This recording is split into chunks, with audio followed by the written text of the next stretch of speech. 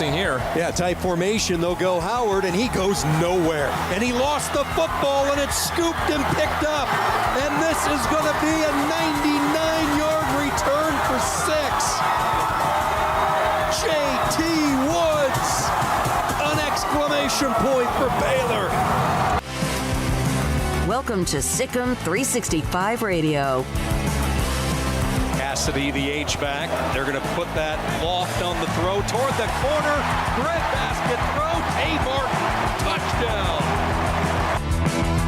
Sikkim 365 Radio is presented by IdealMRI.com. High-quality MRIs for $497 or less. IdealMRI.com. Your health is important, so is your budget.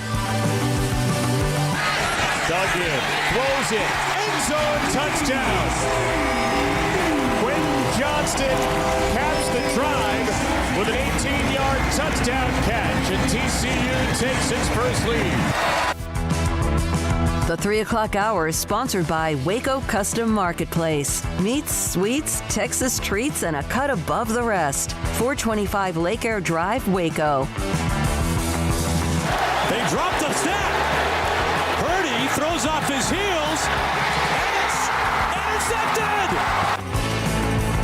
Now here's David Smoak, Paul Catalina, and Craig Smoak. All right, here we go on this Friday afternoon. Good afternoon. Sikkim 365 Radio. I'm David Smoak. To my left, Paul Catalina, Craig Smoak, Jack Armstrong are here. Jack McKenzie, Armstrong Sims. And on occasion, I don't know if you'll see her or not, Jennifer Smoak's dog, our grandchild, Craig's sister-in-law, whoever it would be, Oreo. Paul, you've known Oreo a long time. Yep. She perked up when you said her name. Yes, there she is. There you go. There she is. She's just going to be in the studio babysitting Oreo, and she'll be fine. She'll just at some point just lay down. We've got water. Jack's already freshened up the water. We'll take care of her. We got some treats. All right, we're entering the football season. Yesterday we did a little bit about realignment, the Big 12, etc.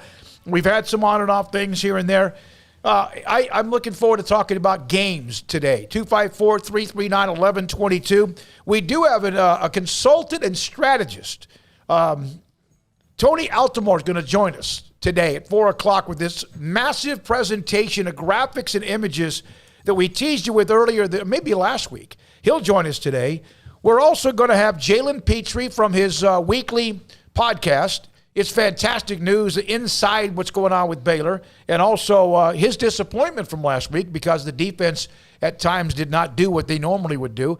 And so we got a lot of that going on today as well. And then Sam Bradshaw breaks down X's and O's at 5:30. Oklahoma State, Baylor, that's a heck of a game in the Big 12. Can TCU bounce back against what looks like maybe Texas running down the tracks? Nationally, you've got Notre Dame and Cincinnati, Alabama, Ole Miss. Those are a couple of big boy games as well. Which one is the most obviously, we cover Baylor, so we're going to discuss that quite a bit. Which one intrigues you the most in college football, either one of you? I think Alabama, Ole Miss, mostly because of the Saban streak against his former assistants. Can Lane Kiffin be the one to knock him off? I mean, he's got a quarterback going great guns, an offense that Nick Saban has routinely struggled with to stop. The losses that he has taken over the years are normally to spread teams. So maybe this is the one that knocks him off. But again, I'm not going to pick Ole Miss to win until there's about 2 seconds on the clock, just because it's Alabama, and Saban's had some sort of hold over his assistants. He's all this never time. lost to a former assistant. Is that right? That's right. Yeah, I don't know if this is still the case because it's just off the top of my head. But last I looked, and I'm just not sure if it's been updated, but 14.5-point favorites are Alabama. I mean, think about how good Ole Miss appears to be, and that's how good people think Alabama is that they would still be 2-touchdown favorites. I can't imagine there's another team in the country that would be 2-touchdown. Maybe Georgia, and I don't even know about that. Georgia's 17.5. Yeah, so there you go. Like Georgia and Bama just appear to be so above everybody. Yeah. I am looking though to seeing them getting tested a little bit. How much of a test remains to be seen. But yeah, definitely Ole Miss, Alabama is right there at the top of the list. Arkansas and Georgia is right there at the top of the list. And then I'm really intrigued by the Big 12. That is a big, nice slate of games that are going to create some separation. Texas and TCU, like you said, that's been a one-sided series of late, but TCU's kind of shaky right now. It's been a bad week for them since the loss to SMU. Texas is flying high, so maybe we start to see a reversal of fortune, and we can go through the rest of the Big 12. I think every game outside of Iowa State and Kansas, because that's just going to be really one-sided.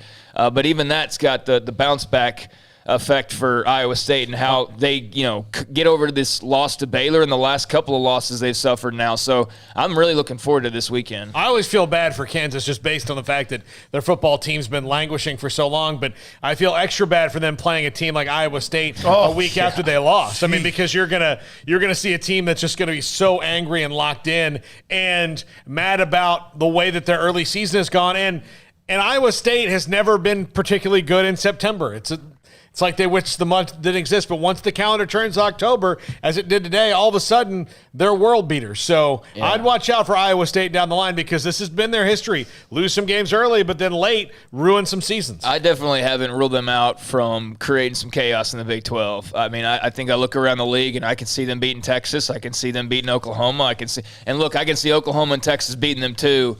What I'm saying is I just think that these Big 12 games over the next few weeks are going to be really interesting because I don't think there's an Alabama and a Georgia in this conference. There's, maybe an Oklahoma when they're playing really well, but we haven't even seen them do that one time this year. So that's as close as it's gotten. And so I think that's going to make for, maybe, unfortunately for the Big 12, a conference that beats up on each other a bit, but should make for, a good weekend after weekend of the college football season for Big 12 fans just looking for some great games. I want chaos. I want college football chaos, and we might be headed down that road. Who knows? And we'll see how it irons out. But this is another weekend of evidence. Some of you, in fact, hey, C. Jenkins, 313. Iowa is on upset alert tonight against Maryland. Don't forget I said it. Okay. Where's Tim? Is it Timothy Vermeer or whoever's one of our listeners, a huge Iowa fan? I'm sure we'll hear from him here momentarily. Yeah, no, Maryland's got some things to like, no doubt about it. They can score a little bit. I think they're just slight underdogs at this point in time against Iowa. So, Iowa obviously has great defense, and they've just been a super solid team. But Maryland is the type of team that can, get on enough of a little swing there to cause you some problems. So I think that will be a good game later on tonight. I don't know about Iowa losing, but definitely a possibility. All right, so we'll hear from you, 254-339-1122. Let's see here from John Kelly. How we doing? Owen Sapelnik, will Kansas ever win enough games to make bowl eligibility? Eventually, they're going to find the right mix, and eventually they'll have the right leadership. It's happened before. It will happen again. They have two good eras of football in their history. They had Gale Sayers and then John Riggins right after Gale Sayers. John Hadel? Yeah, they had that. Yeah. And then about 35 years later, they rolled out with Todd Reesing and Mark Mangino. Yeah. And on the cusp of a national championship, if you think about it. Yeah, I'm looking at their future schedules, and next year they got to play Houston and Duke. The year after, they got to play Illinois and Houston. They got a couple of games like that every year on the schedule. So those are the kind of things where if maybe they had like a really easy non-con schedule, they could get themselves 2 or 3 wins pretty easily, but they can't even get like the one automatic win automatically. So it's going to be – I do think, though, that Leipold's going to do well there. If he stays long enough, that'll be the key. Give him a chance. If he stays long enough and they don't do the stupid move that a lot of other ADs sometimes do. They overestimate who they are and where they are.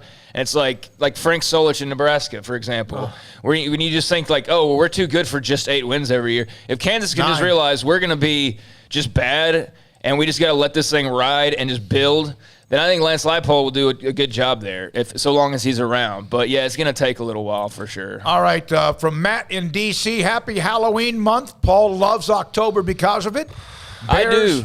Bears by 1. Matt in D.C., thank you. Okay, thank you, Matt. Yeah, I think it's going to be a close. I picked, in our little pick'ems, I picked Oklahoma State by like 3 or 4, by a handful. I just think that being in Stillwater kind of tips the edge in their favor. But, yeah, I'm excited that it's Halloween month. I'm not like a huge Halloween person, but it does kind of start that run of holidays, month after month, which I'll enjoy for right now. And then by the time I've bought my $500 gift for Christmas, New Year's, Valentine's Day, whatever, then I'll be annoyed by it. But right now, the start of it's pretty fun. I do not acknowledge Halloween, and I do not celebrate it. So you acknowledge October? It's October. Okay. So if a child rings your doorbell. Doesn't happen. Doesn't happen. Turn the light off. Yeah, but if they don't get that, the parent says, "Go, honey," and they walk up to your door and they ring the door. It's a cute little kid dressed up like Casper the Friendly Ghost. I don't answer the door. Do you leave a bucket of candy out? Why not do that? Let's do that this year, you and me. Let's sit at the front porch, smoke a couple of stogies. No. Okay. I do not. All right. I do not intend to promote this stupid, bogus holiday, and it's nonsense behavior. All right, I'm Team Halloween. I don't care. Yeah, Team Halloween, baby. I just all right. Now, a lot of people on the premium side have been picking the game. The staff was about 50-50 split. I did not get my prediction. And again, I guess I just missed that email, and I don't know why. But I would say, because of where it is, that to me, Oklahoma State has warts, but that's an environment where Baylor has learned how to win. So some of the guys on the team have learned how to win. I just think it's still, I don't know who they are yet, even though that was a fantastic win against Iowa State. And Oklahoma State may be getting healthy just in time. If Baylor wins there, as Craig brought this up, they'll have 2 wins against teams that were at the top of the tier. Robert Allen, who does sidelines for Oklahoma State, brought that up as well. You win tomorrow in Stillwater, you're 2-0, 3-0 in the conference, 2-0 against teams that were in what you thought in that upper chunk of the Big 12 when everything started. When for Baylor, it's not only that, it's that you'd have one of your biggest road games out of the way. I mean, you're not going to a lot of different places this year. They are home next week. Now, they got to play tomorrow night. Home next week against West Virginia. Home against Brigham Young in a non-conference game. Off, home against Texas. That is the next 4 weeks after Oklahoma State. And that's why I pinpointed this as such a turnaround game. I thought, or a turning point game. I thought when the schedule first came out that the first game that you looked at was that Iowa State game, because I thought that they should be 3-0. They were 3-0.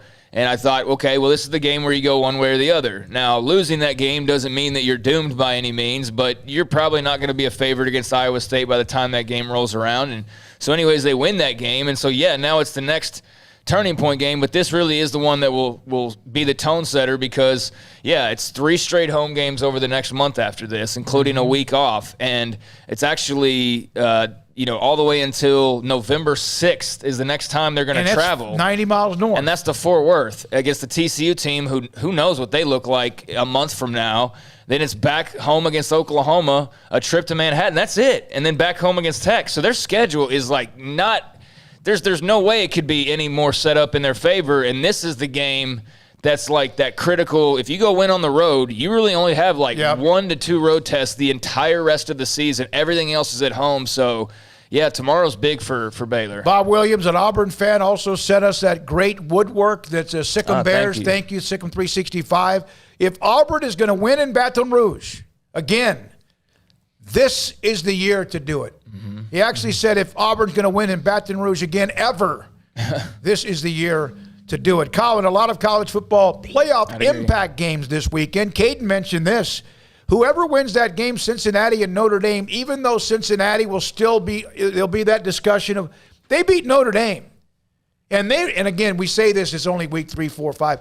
If Cincinnati has a win against Notre Dame on their resume and they can run the table, long way to go, do they get in the playoff? If they run the table? If they run the table and beat Notre Dame, if they beat Notre Dame, they were started the year highly ranked.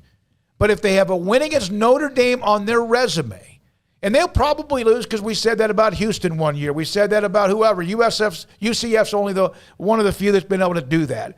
But if they do run the table, and who knows, Brigham Young might run the table. Hell, we don't know. right?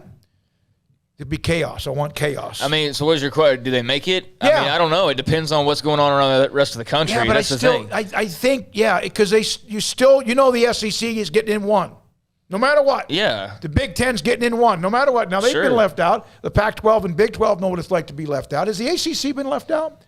No, they've made it every time because of Clemson? FSU and Clemson. Okay. FSU the first so time, they've and then not Clemson been after left that. out. Well, they would be probably the leading candidate to be left out at this point, Yeah. I Right. would think. Yep. So, yeah, I mean, at least the Pac-12 has Oregon right now. And that's in favor of Cincinnati, of what you're saying, because the ACC right now is like, oh, my God, who are we? So, I mean, if there was a year for somebody like that to do it, it appears that this year would probably be the year to do it. I mean, even the Big 12, the top of it looks a little fragile, like not bad, but I mean, Oklahoma doesn't look like some unbeatable team right now. Texas has already taken a loss. I mean, everybody's looked a little shaky at some point or another. So yeah, I mean, if they were to beat Notre Dame and then run the table, which is getting really ahead, but in that theory, then yeah, I think that they could knock on the door a bit. I'm not sure if they'd eventually get it opened, but again, with the ACC and the Pac-12 both, I mean, I say that Oregon is good, but if it's second, if the ACC But you is going trust to be them out, to run the table?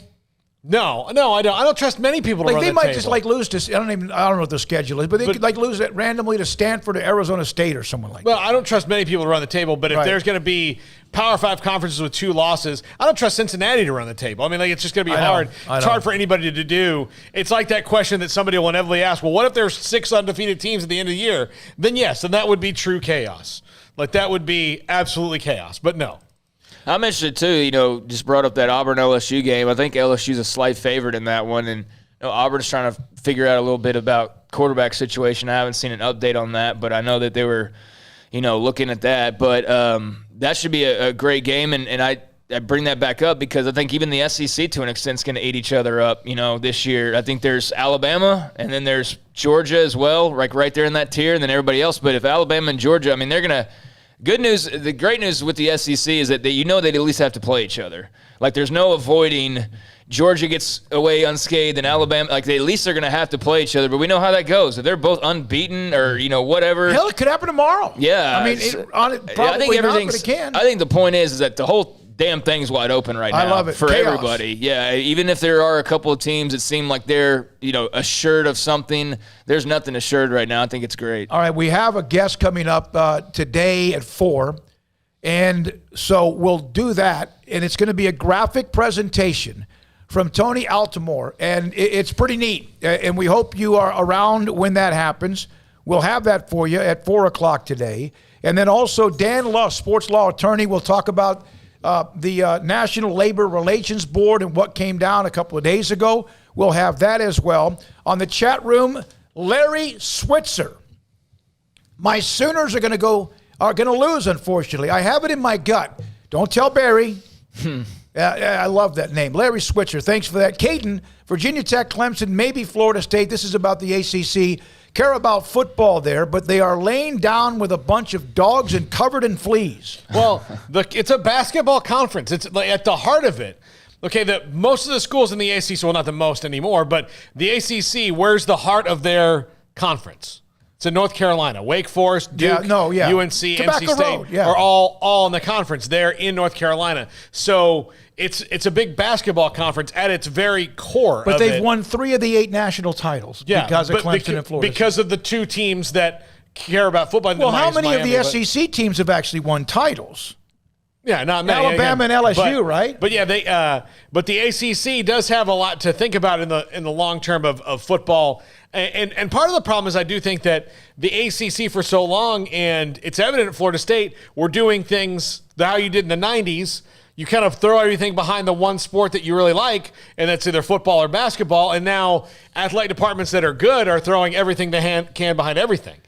And football is especially football. No matter if it's good or not, or you like it or not, you got to throw everything behind football. And so it's a weird conference, the ACC right now. Jay Bird said, okay, go ahead, Craig. Go ahead. Yeah, I want to go back to the Oklahoma comment from Harry, and I want to imagine in my head there's a whole clan of Switzers of Harry, Carey, Barry, Terry, Larry. The whole everybody. But, yeah, I mean, Oklahoma losing to K-State would not be anything new, right? I mean, that would just be commonplace, quite frankly. I do think Oklahoma's in trouble tomorrow if they aren't careful. They play a game the same way they played it, like let's say last week, then that might cost them. Now, they do have a good defense. I mean, you can't say they don't have a good defense. That's why they've been able to win some of these games. But it's all going to come down to Oklahoma's O-line.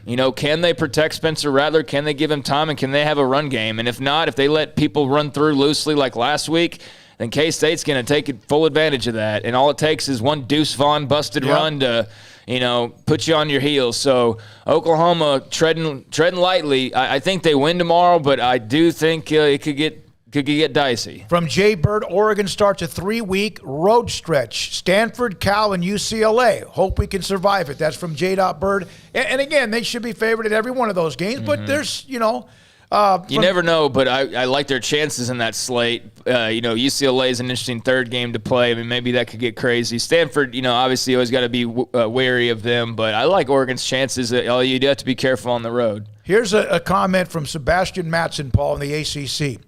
Yeah, if you ask most ACC fans, if your team were to only win one sport in the next 20 years, which sport would it be?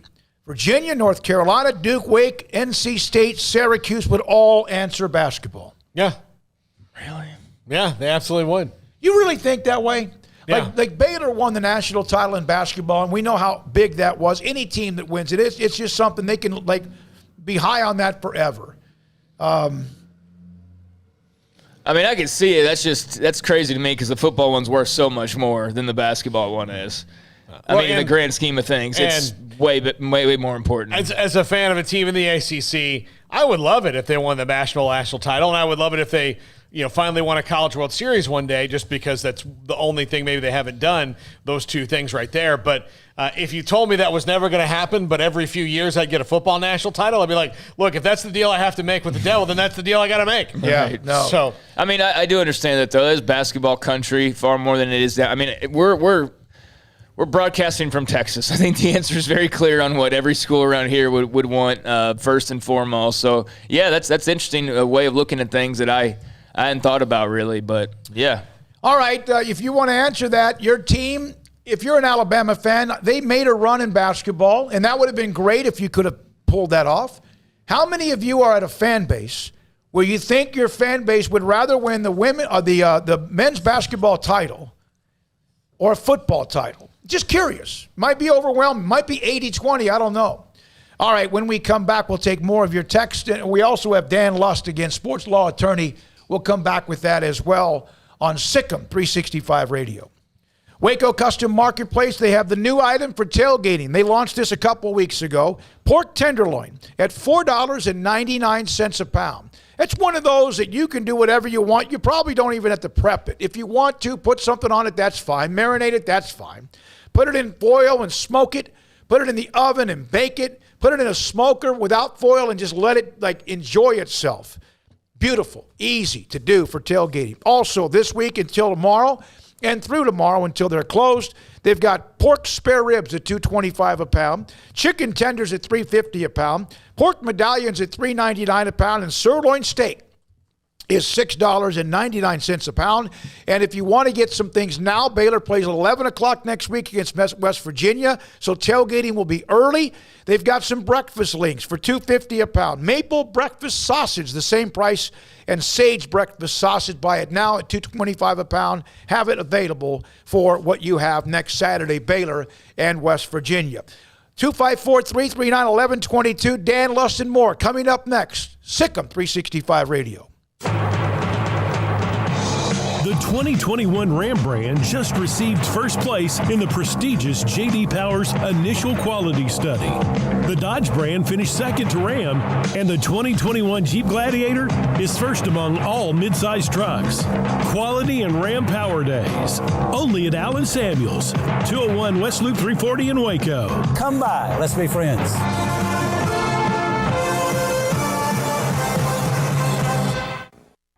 It's football season. Sports bettors and BetUS.com has your NFL and college football live betting lines up for their 27th year.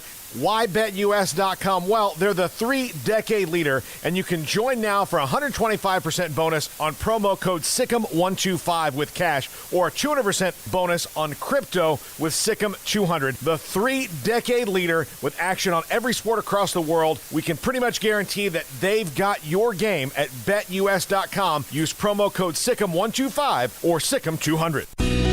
Let Camille Johnson Realtors guide you seamlessly through the process of buying your dream home or selling your current one. Commercial, farm and ranch, or residential, Camille Johnson Realtors can smoothly and successfully lead you through any transaction. With a team of 28 experienced agents who are excited about serving you, Camille Johnson Realtors services the entire greater Waco area. If you're in the market to buy or sell, contact Camille Johnson Realtors, 104 Midway Center in Woodway, or find them online at www.camillejohnson.com. Camille Johnson Realtors, elegant, charming, warm. Welcome home. For a limited time, refinance your vehicle and have 90 days with zero payments. Only at Genco FCU. Refinancing lowers your rate and you pay less for your car. You can't pass on rates as low as 1.75% for 48 months. Apply online today. Annual percentage rate subject to change without notice. Subject to credit approval, membership eligibility, and loan policies. Go to GencoFCU.org. NCUA Equal Housing Lender. My money, my future, my credit union. Genco. Three Nations Brewing Company has 16 different beers on draft with a new beer every Friday. It also offers 2 air-conditioned tap rooms, a large indoor beer hall, a second-floor mezzanine offering a great overview of the brewing company and equipment and patio where you can relax under the shade. Plus, you can now experience the new Three Nations Beer Garden Grill on our shaded patio with socially distanced seating for your enjoyment. Grab a cold beer and enjoy a bite from our freshly prepared and delicious menu. Street tacos, quesadillas, freshly cooked burgers and dogs, and veggie burgers too. State Fair tornado fries, nachos, and so much more, all prepared and cooked on site. So come visit the award-winning Three Nations Brewing Company on East Vandergrift off I-35 in Carrollton.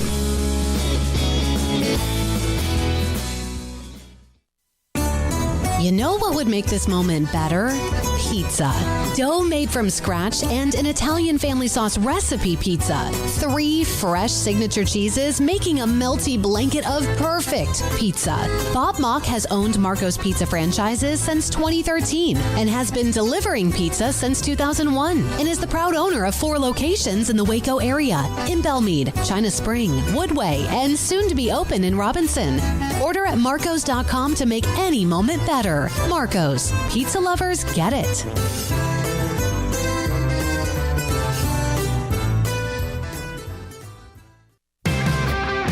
Welcome back to Sick'em 365 Radio. Call us on the BetUS hotline, 254-339-1122. All right, here we go, this 3 o'clock hour. We'll have Dan Lust here momentarily, sports law attorney on the National Labor Relations Board, and the opinion that was released a couple of days ago. A lot of you had a lot of information and opinions on that. In fact, if you want, for those of you texting us, 254-339-1122, on the chat room, if you have a question for Dan Lust, sports law attorney on the National Labor Relations Board and the opinion, we'd love for you to send that to us. We'll try to turn around and ask him as well. Dan joins us on Sick'em 365 Radio and 365 Sports. Dan, was that even something you saw on the radar? No, certainly not at all. I think in hindsight, kind of looking back, is it conceivable that the NLRB would have done this? And we can kind of get into the reasoning. Sure, I think it's possible that they would have revisited this guidance and issued this, but yeah, it wasn't on my radar. And within kind of 90 days of this NIL era, hindsight being 2020, sure, but I don't think anyone was expecting this to happen as it did. So, Dan, we've gotten a lot of legitimately good questions about it since the news broke. But, I mean, there are things like, what is the employee value? Is it the scholarship because they're not getting cash from the universities? NIL comes from outside employees, so then they wouldn't necessarily be university employees. Where is the standing to make the case that they are employees? I mean, listen, I guess from a really high level, the argument has always been there, right? They are acting in a way and they're making profits for the particular university. So at a high level, like, what are employees? Employees confer some type of benefit on their employer. They work together, right? It's not that crazy. We've always had that conversation. why this hasn't really been, we'll say, litigated or discussed. Back in 2014, you guys, I'm sure, know this, but Northwestern tried to unionize, and NLRB, and Northwestern, just like Baylor, is a private institution. NLRB didn't say yes or no; they just kind of kicked the can down the road. So, the question is, has this really been tested in a really substantive way? Not really. And the general counsel over at the NLRB is kind of saying, hey, if another school wants to test this, like Northwestern once did, and they're a private institution, I think they're giving them a signal that, hey, we might actually want to take this and give you official, employee status. So in that sense, it's very big, but on a kind of granular level, nothing has changed today. It's just kind of a signal that, hey, things might get different once someone tests it.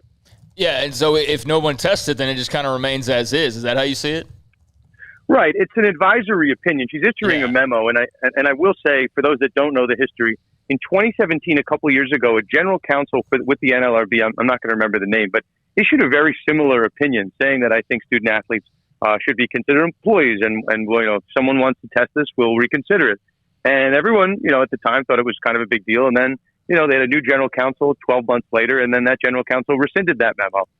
So nothing really happened. And now this memo is kind of a rescinding of the rescinding, and now it's kind of back in place. So, we didn't have any unionization in that 3-4 year period.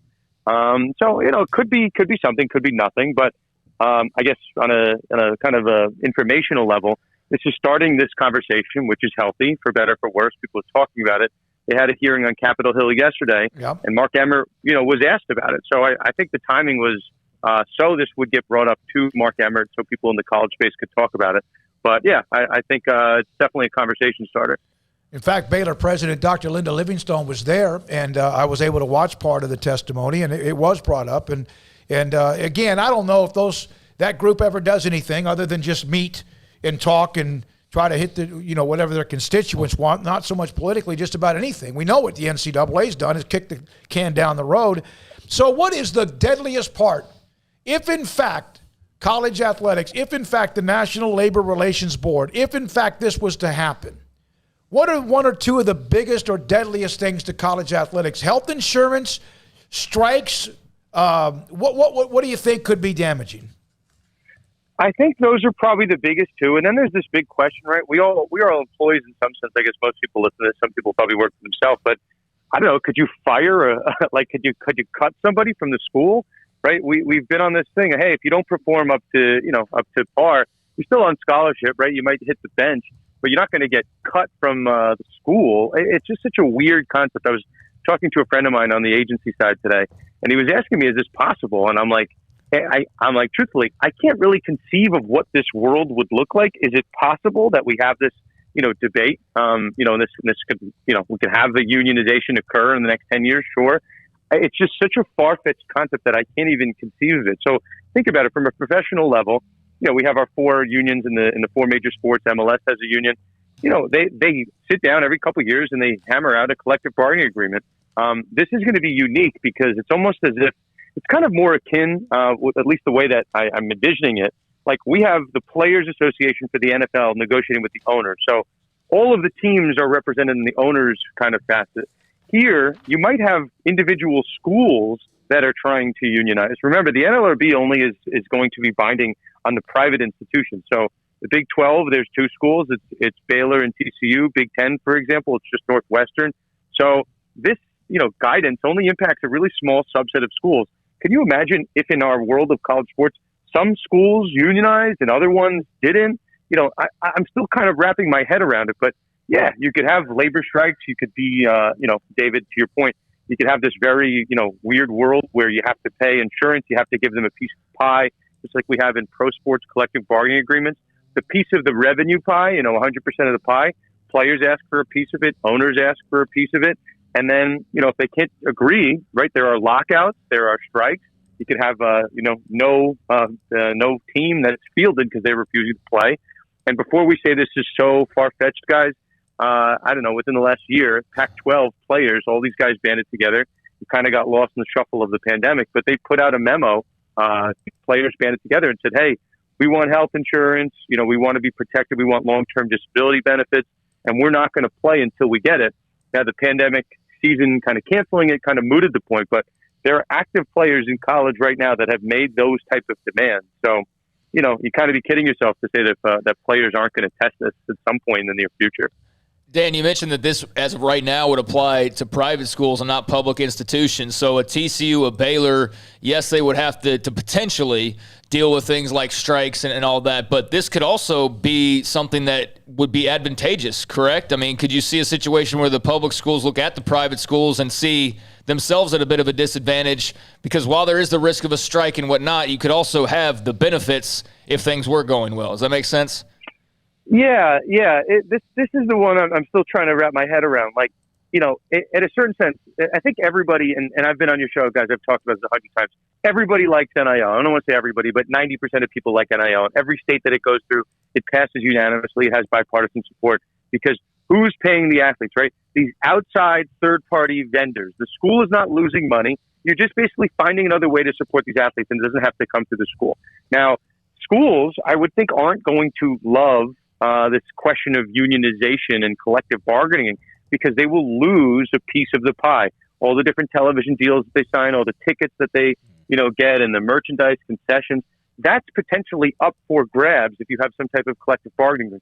So could a public university see this and let's say we play devil's advocate, TCU and in this crazy world unionizes and Baylor and Northwestern, these private institutions, would those schools be kind of from a recruiting standpoint, be at an advantage because players want to go to a school where they get a piece of the ticket gates and whatnot? Sure, but I don't think schools like the public institutions, be it Texas, Oklahoma, I don't think they would be. I think they would rather have a non-unionization. I think all employers would rather not have that.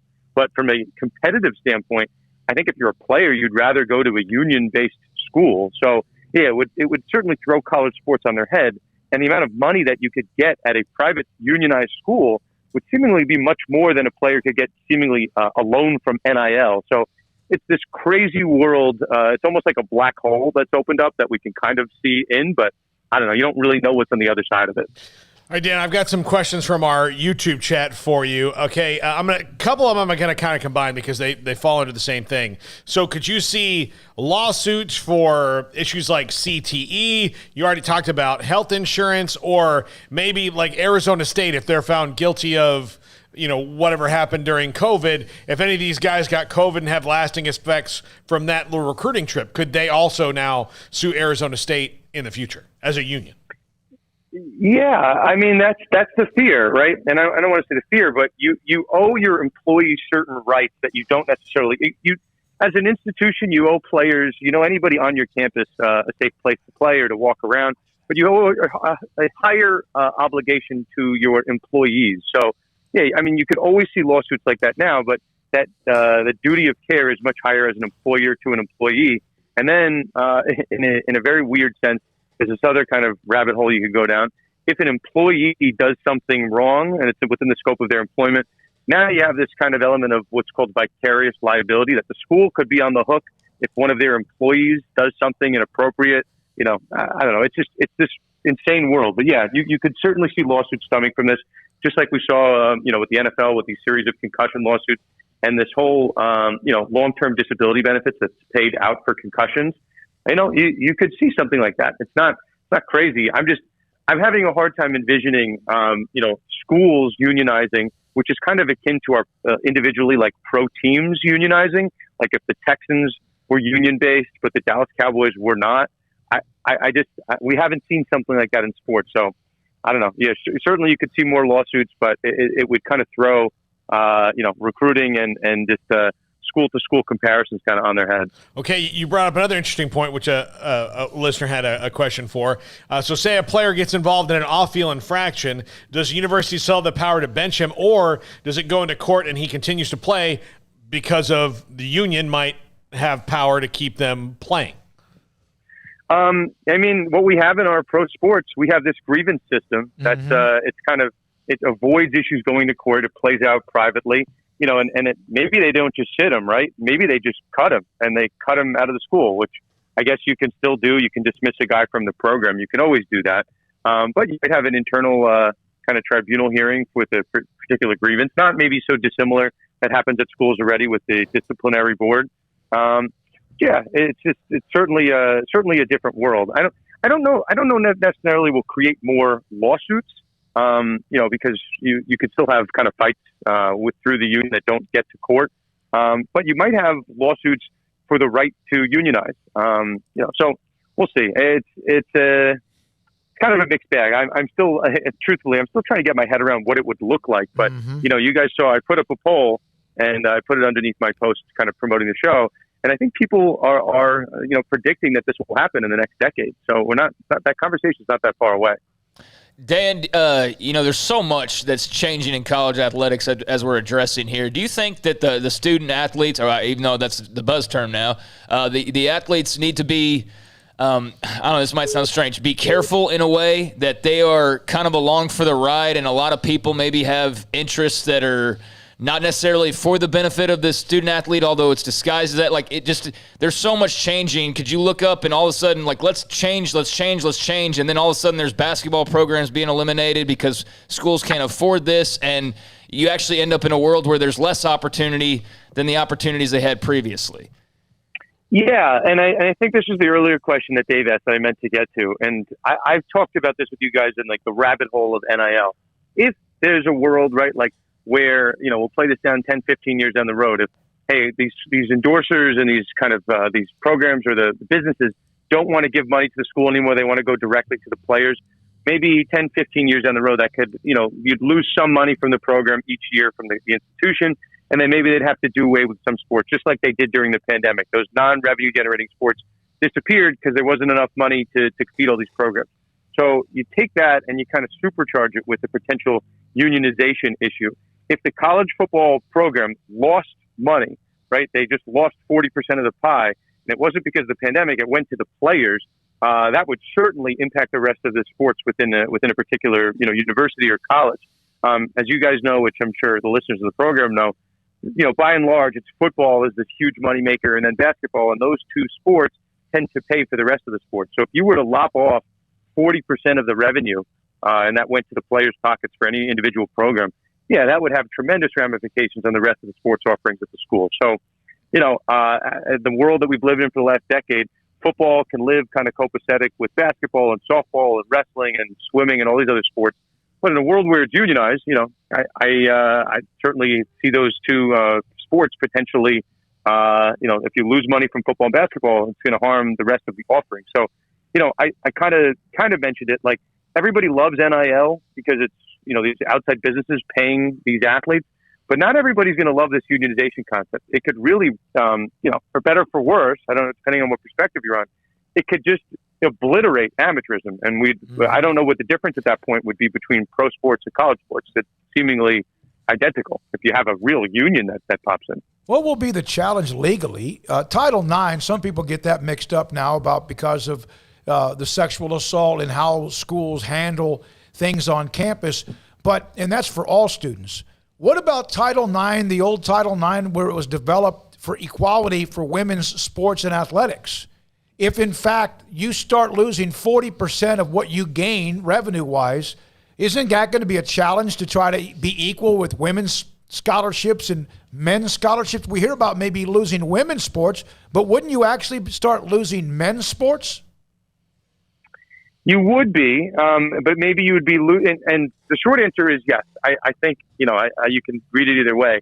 Men's basketball and men's football are the two big money makers, right. And they support all the other sports, be it men's or women's sports. So if you're cutting sports kind of uniformly, and it's not with respect to men's or women's, maybe you can get around it. Maybe you get around the fact that, hey, the schools aren't really making that decision. These unions are forcing them to make decisions. It's not based on men's or women's issues. We just can't afford to have this long of a roster of sports. We can't have 40 Division I sports. We have to pare back. So maybe you get around it on that sense. But, if you're just worried about women's sports being protected overall, this is certainly going to throw a monkey wrench in the college sports economic tree. I don't really know how you sustain a hit of 40% of your revenue going out there. I'm using 40% because that's, right around where pro teams and the unions end up coming around between 40, 45%. I don't really know how you sustain that. And will it hurt women's sports? Sure, it'll certainly hurt men's sports as well. But again, I don't want to be the person that just doom and gloom. Right. If you're someone that's a fan of men's football or men's basketball, those players would be compensated because they're the ones that are driving the revenue to the sport, driving those television deals, driving the jersey sales, driving the packed stadiums on Saturdays. So maybe that's fair in our capitalism world, but certainly a different world than we've been used to for the last century. Paula says, Texas is a right-to-work state. How can schools, both private and public, unionize when the state is clear on their position?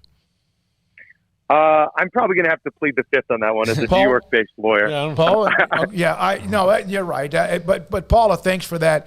Let's see here. Someone just said, so in other words, there's no more recruiting. It's all just hiring. Isn't that what they do in the NFL? I mean, they get the draft, but that's it. Yeah. Right. I mean, we for the last century, people make decisions based on playing time, based off of if they feel good with the coach, school spirit, all that, and maybe now you just make a decision. Hey, I could go to a school where I can get 40% of the pie, and that could be split amongst my teammates. Sign me up for that. I don't even need to play well. I'm going to get a check for basically doing nothing. So if you're a minimum salaried player in the NFL roster, you're getting a couple $100,000, right? You don't even have to play. So that's a certainly different world. And NIL in some sense is going to be school-based. It's going to be, you still have to be a top player to be getting those endorsement deals. But if you're going to just say, hey, my school allows me, be it one of these private institutions, again, like a Northwestern, our television deal players get basically 1% of the television deal. It's a great arrangement that we have, or however much it would be divided up per player. Maybe that's a reason just to go to Northwestern, right? And there's no NIL deals. It's just, hey, these guys have gotten the right to unionize. They've collectively bargained, and Northwestern thought it would be appropriate to have a football team than to cancel it. And I guess, guys, we didn't mention this.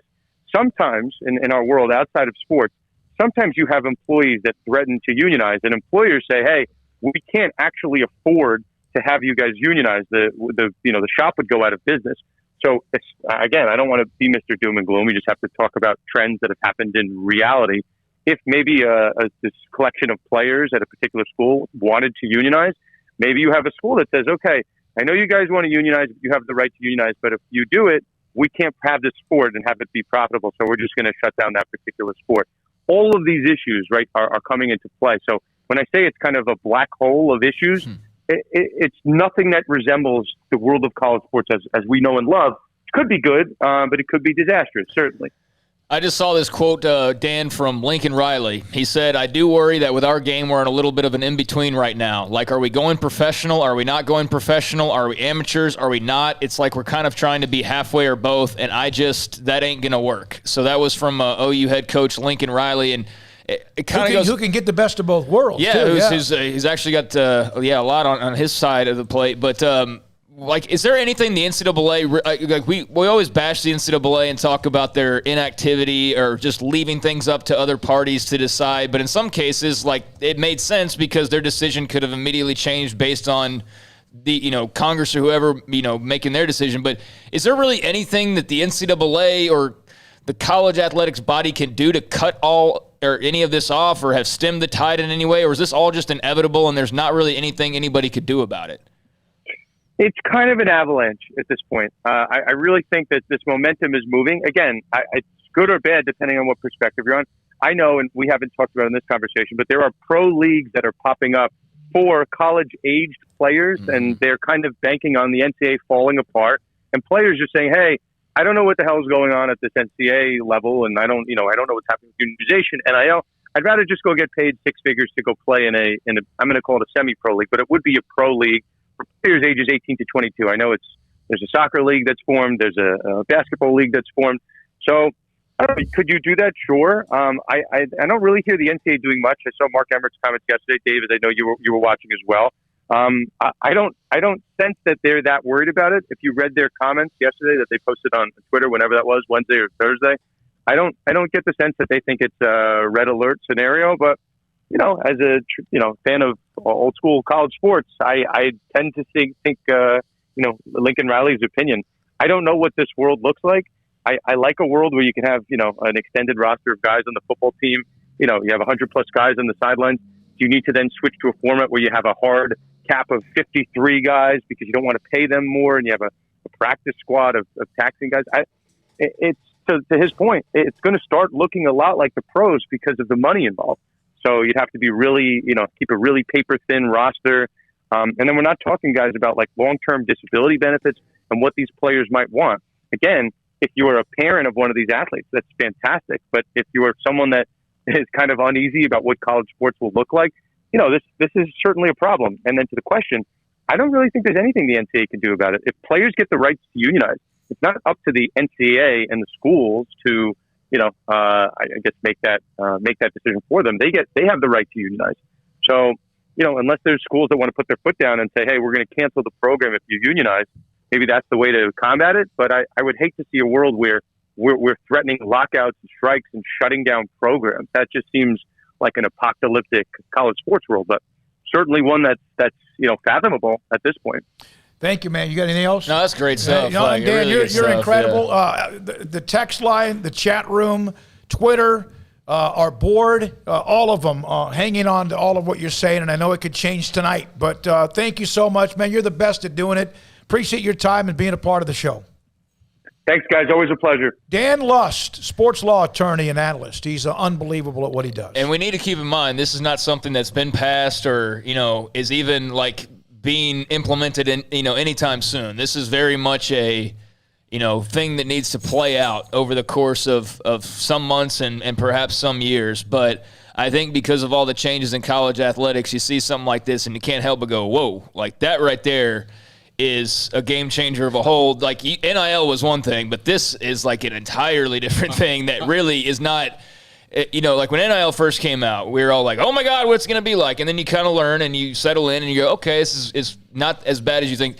This, on the other hand, there's no like calming this down. This would actually be disastrous. I don't think that the lawyer who made this statement, who did it, they are very much activist lawyers like this, and sometimes they're good to have, and sometimes they're bad. In this case, I don't think they've asked the question about what's the big picture here. They're looking at the one issue that's bothered them, that college athletes have been wronged over the years, and they're trying to right that by saying, well, this is how it actually is, when it's you have to look at it different. Like Dan said, you can't even wrap your head around how they'd have to change the whole thing. Yeah, no question. Yeah, is it worth unionizing if that means you're also eliminating 25% of college athletes as a result of it because of canceled programs and what might come of that? So, yeah, there would definitely be collateral damage. There will be a blowback if they start dropping some of the sports that are the non-revenue sports. And that's the thing is, like, that's why... Some did because of COVID. Yeah, and that's why when that came out, I guess yesterday or the day before, is like a be careful what you wish for type of thing. Like, yeah, it might make sense and you might have a point, but at the same time, is it really going to be that much beneficial to more than just a few people, or is it going to be more damaging to most? Caden, I will send a text to Dan Lust or a direct message on your question. I didn't get a chance to get to it. New question: can schools make a player sign a non-competitive clause if they have? Oh, if they leave the team. If they or they leave the team after. Yeah, can they sign a non-compete? Yeah. So like if they left, non-compete in Texas don't hold up very well. If they left the team, but other states. To his point, if they left the team, do they have to sign a non-compete so that they don't go sign with some other team? Like you see in investment firms and in some other businesses and that's, as well. That's why I know we got to go. That's why I asked him, was like, I know that the athletes are probably looking at this, and this last year's been wild for them. I mean, we're on the outside looking in, but all these athletes, all of a sudden they have like, hey, I can do a deal with Dr. Pepper, or I can do a deal with Jerry's Burgers down the street, or whatever. And then I'm sure there's probably some of them that saw this yesterday, and they go, union, we can negotiate. But, like, hopefully some of them are getting sound advice, because that was the point of my question, is, like, if you're a track athlete or a tennis athlete or whoever, non-revenue sports, and you're jumping all over this thinking, like, hey, our payday's here, we're going to catch. Like, you might unintentionally be eliminating that program you're a part of in so many ways down the line. So, yeah, man, what a messy thing. Yeah. All right, when we come back, and we blew through a break, but I hope you understand why our sponsors mean everything to us, because we're not on the air without them. But we're going to make it up a little bit later on. Sikkim 365 Radio, 4 o'clock hour. Tony Altomore will join us on a graphics presentation seminar. It's unbelievable. We hope you enjoy it. It's just kind of different, and in a way where he could try to explain why and who and what and who does this and why this is important, etc. Sikkim 365 Radio. I went on discoverwoodway.com because I tell you about the website all the time. Concerts at the Arboretum. Coming up on October 14th, they're going to have an Oktoberfest featuring Thomas Zorba and Paul Childers. $15 for a ticket. Concerts at the Arboretum. Again, that's going to be on Thursday, October 14th at the Pavilion at the Arboretum.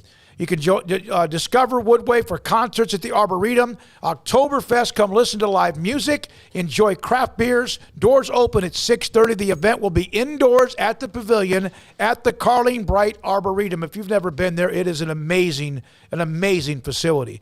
Limited seating available. Outside food and drinks not permitted. Local vendors will be selling drinks and food. And if you want more information, or you can go online, in fact, you can click on this button right here. Click here to purchase tickets. DiscoverWoodway.com.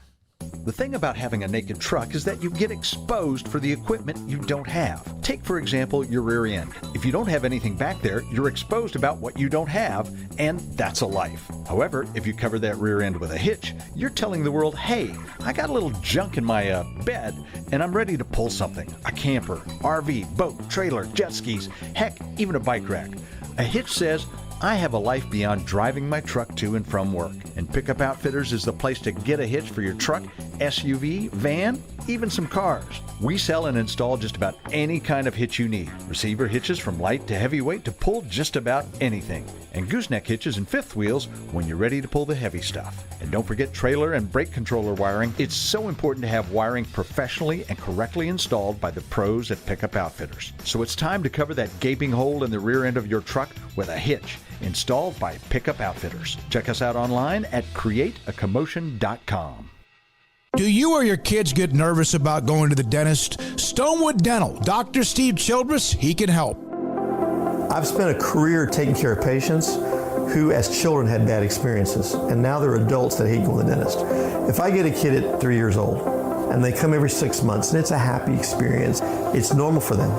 Now they have an accident at 6 or 7 or 8 at school. Now they have a broken tooth or a trauma, and they have to come here. They're used to lights, they're used to water in their mouth, they're used to experience, they already trust us. It's amazing what we can do with that kid without it being a negative thing.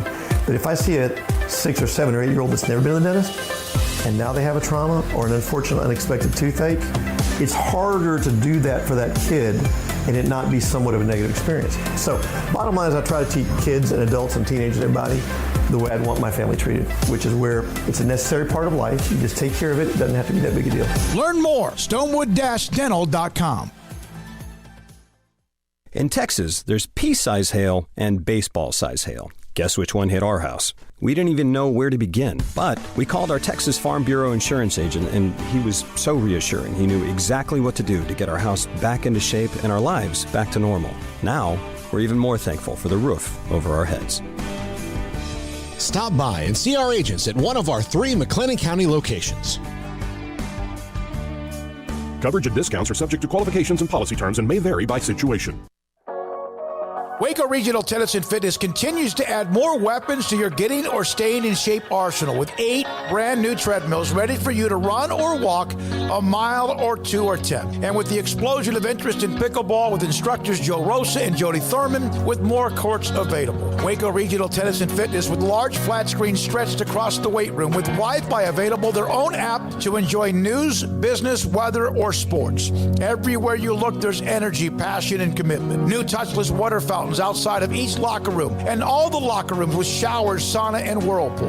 Upgraded PA system throughout the world-class tennis courts with a youth academy led by pro Britt Colby. Fitness and tennis merchandise available and a tanning bed. I promise you'll look and feel better. You just need to walk through the front door. Waco Regional Tennis and Fitness with personal trainers Christy London and Randall Corley. 40-plus group exercise classes, including twice-a-week boot camp. It's time to react today, not tomorrow. Waco Regional Tennis and Fitness on Lake Shore Drive in Waco.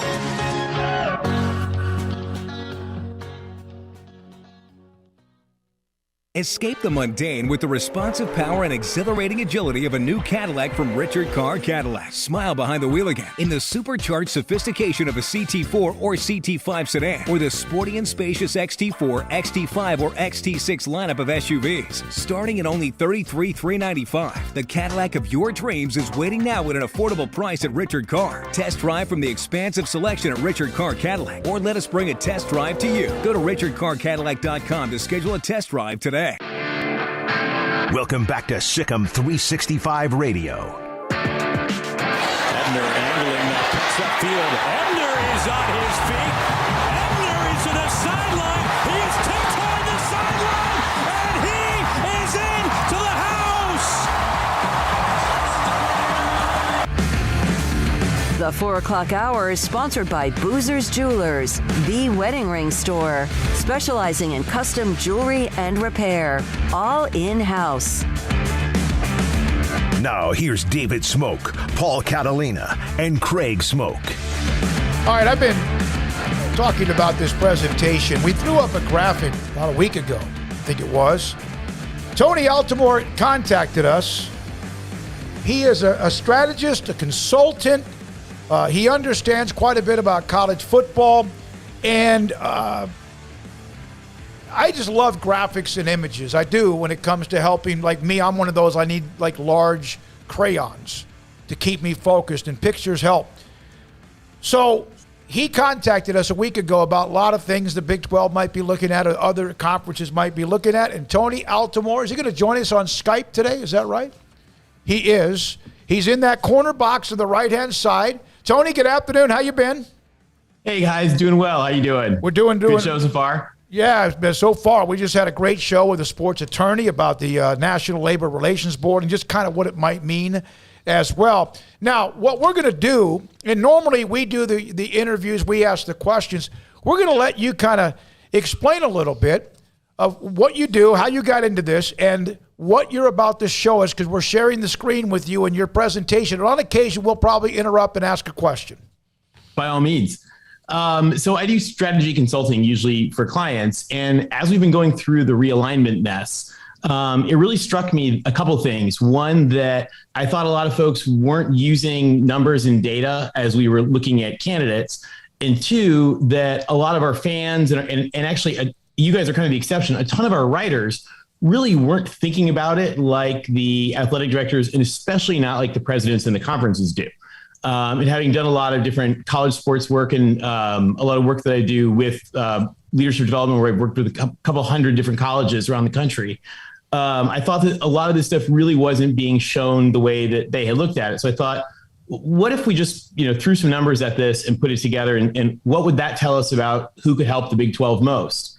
And two things happened. First, I found that one, it gave us actually the exact answer that they picked. And two, all sorts of other really interesting insights kind of came out of that about why I think a lot of the stuff around the sport right now is the way it is, particularly with conferences and realignment. And given how much your audience really focuses on realignment, it really struck me as something that would help them. So that's why I wanted to reach out, and hopefully they'll get some interesting takeaways. And I sent you guys a link to download the whole thing if people wanted. We're going to kind of hit on some highlights.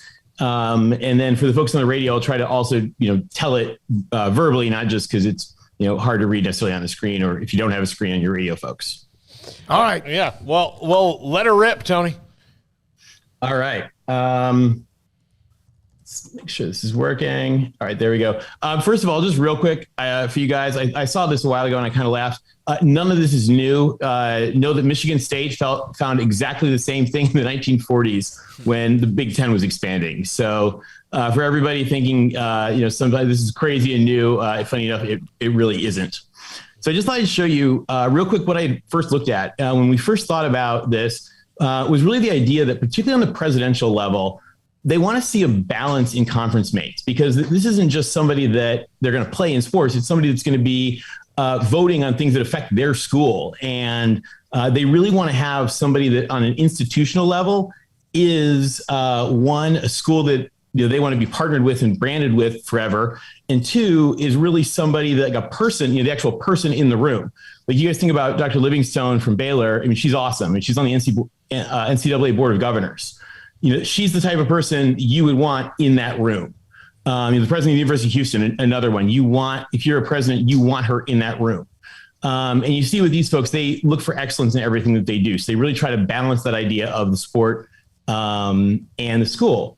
And so I first looked at, how can we collect a bunch of different metrics and see what it looks like when we put the sport and the school together to kind of get a little bit of both. And we started to see some really interesting things in a different picture of kind of what it was like. So we took that and kind of created like some different lines of analysis that we looked at. This is kind of just a list of the different factors that we first put into the equation. It came up with a benchmarking idea for the Big 12 of if we were trying to think about, is a school worthy of being in the Big 12? And that's kind of on an institution level and on a team level. You know, the way I thought about it is I thought, all right, you guys have 8 members at the time. Where on all of these, 50 different metrics, where does every team in school fit? Are they better than half the Big 12 or not even as good? And it was really interesting to kind of score them and come up with these things about, where do they fit? And so, you take a look at, for example, this kind of gives one example, just a U.S. News and World Report rank, which incorporates a whole lot of other things. You look at SMU, they're above your number 1. You look at UCF, they're right in the middle, and you look at Boise, and they're off the tail end. And that's not to say that anything is a better or worse. Rank is not necessarily a good or bad thing because schools have different missions, and they're doing different things, and there's a million different ways to rank them. So we looked at a lot of different ones to involve them. That's just sort of one as an example. And we kind of saw a lot of different trends here in the schools and in what the Big 12 was looking at. And particularly what was interesting with this is that you had candidates being considered that were, at the extreme elite academic ends all the way down to, much, much further out. But like I said, one of the big drivers is president.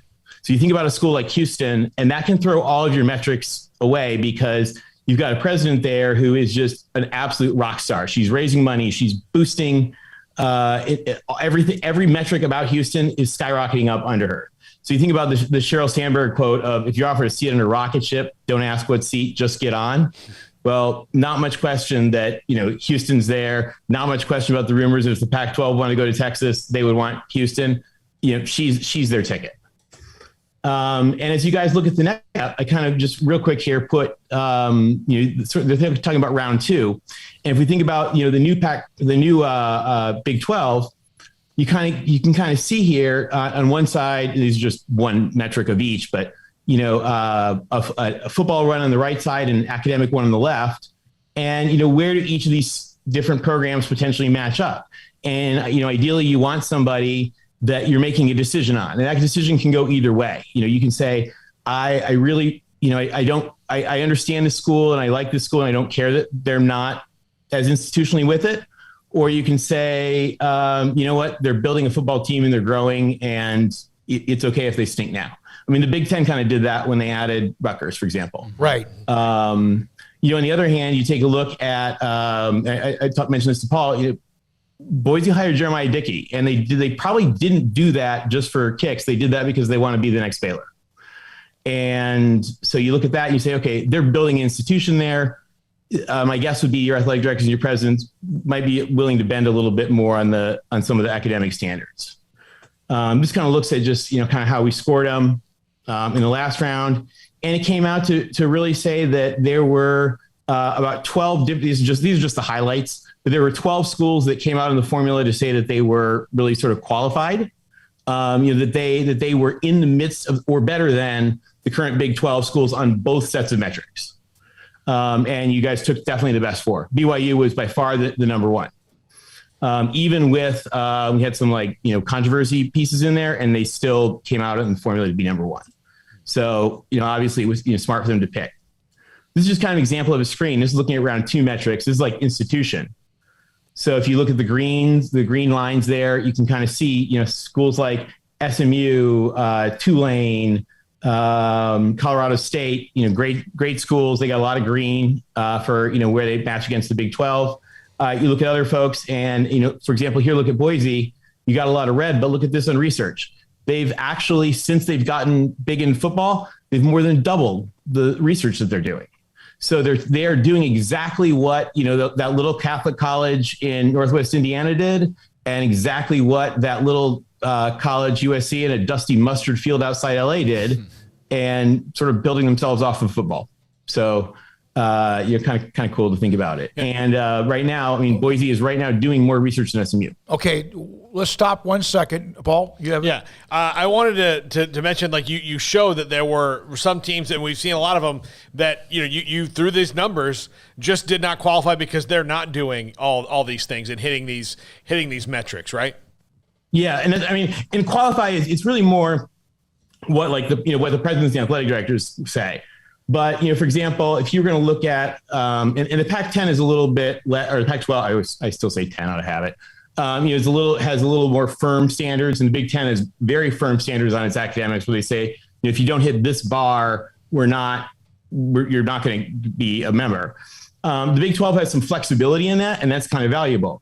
I'll give you an example. West Virginia has some very low metrics, but West Virginia has made it like their mission as a university to educate the people of Appalachia. And they are perfectly okay with the fact that their bottom admissions end is a little more flexible than Duke. And so one of the things that I tried to do in these numbers was to build in that capability so that they were looking at, does this school, not just are they fancy, but are they hitting against their mission? And I think we got that in a lot of them. And you guys got the 4 best. Yeah, no, this is fantastic. And I'm having those who are involved either in athletics or those involved in some things when it comes to television or, even managers and CEOs saying they love I love graphics. I'm a graphics guy. It helps me out a little bit. You kind of validated with your graphics and with your figures, metrics, data, analysts, whatever you want to say, the 4 that they added then, right? Oh, completely. Those were the 4 by far the best. And I'll tell you, I actually gave BYU, because BYU last time they applied had some like kind of dings for some of their various policies and some of their discrimination issues. They even overcame all those dings to be like, this is the school to pick, number 1. But what I thought was interesting is we went through a lot of other stuff about conferences came out that was really interesting. I'm going to kind of forward through just because I know you guys don't have all the time. But what I saw is Tony, can you go back? Are you allowed to go back one to that with all the blue and light blue bubbles and all that? Okay, to let everyone know, obviously to the right and top is the best, right? Yeah, to the right and top is the best. Okay, usually. What are and the Big 12 schools are where? Let me just flick to this one because it's a little easier to see. The Big 12 schools are red in almost all the charts I've got. So you guys can look for red. Okay. SEC is yellow. The different alliance schools are the different shades of blue. Okay. And what I thought was interesting about the SEC, what I thought was really interesting is this is a chart with how you do on all NCAA sports on one side, going up. So vertical is you do better on all NCAA sports. Right. And to the right is as you get a higher academic rank. And this worked even when I changed different metrics. When I used to put football things on the vertical and different academic things on the right, it all kind of held. And I'll show you guys an example of that. But what was interesting about this is the conferences still fit together. So look at the SEC, and I think it's really interesting. The SEC is the yellow. You see, there's really 2 chunks of the SEC. Yeah. They have the SEC as we think about it, but then, and you guys know this better, up in the corner there's Texas and Texas A&M, which are by the way, the bigger the bubble, the bigger their endowment, the more like money they have to play with. So you see Texas and Texas A&M and Florida and Georgia are like a whole nother little separate foursome world, separate from the SEC, the rest of the SEC as far as institutions and everything. I thought that was interesting.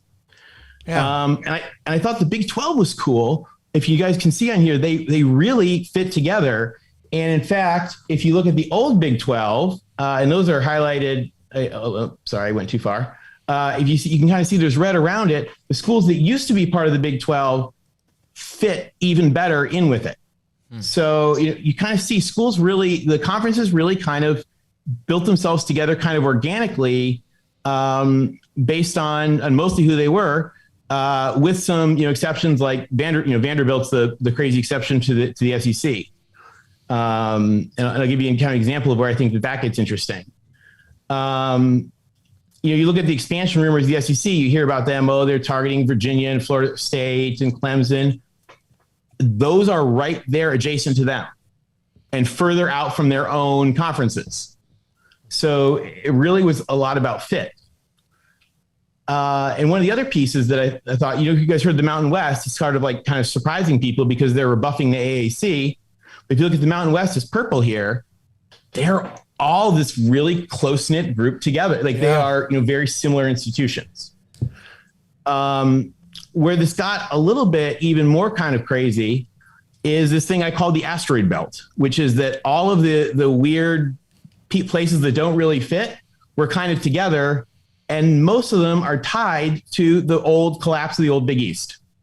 And so if you look here at how we put a map of it, it lays on there. The gray is the AAC and the old Big East.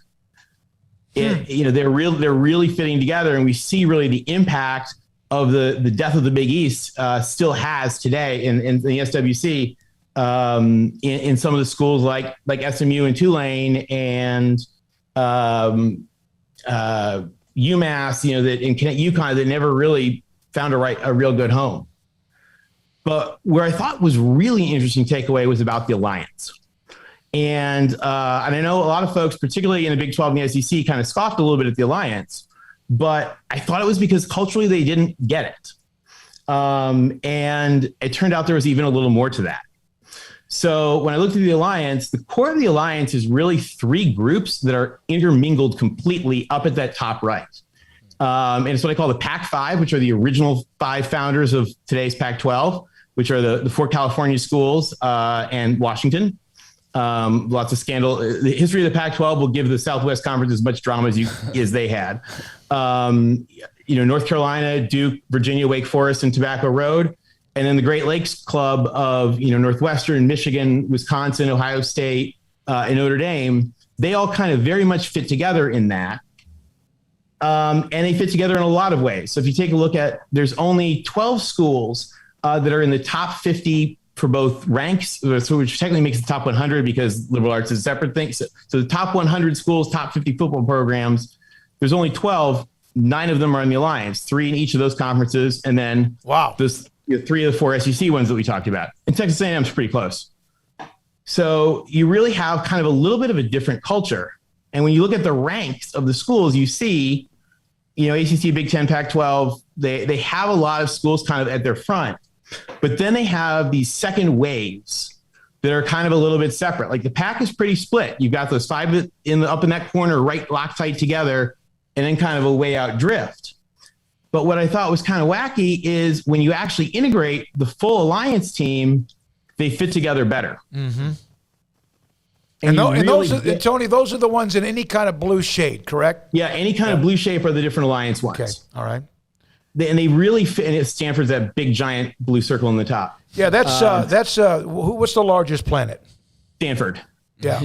That's $30 billion in endowment. Mm-hmm. Wow. We think Texas is rich with $30 billion for the entire UT system. Stanford has it for just their little school. Wow. Like everybody can fit in their bubble. It almost seemed like to me. Yeah. Okay. Yeah. They really fit. It really fit great closely together. But here's where it got even more interesting. Check this out.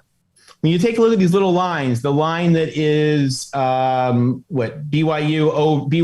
and Georgia over, and then on the other side is Arizona State and Colorado over. You start to see, like, culturally, you have almost all the Alliance are on one side, almost all of the SEC and Big 12 are on the other.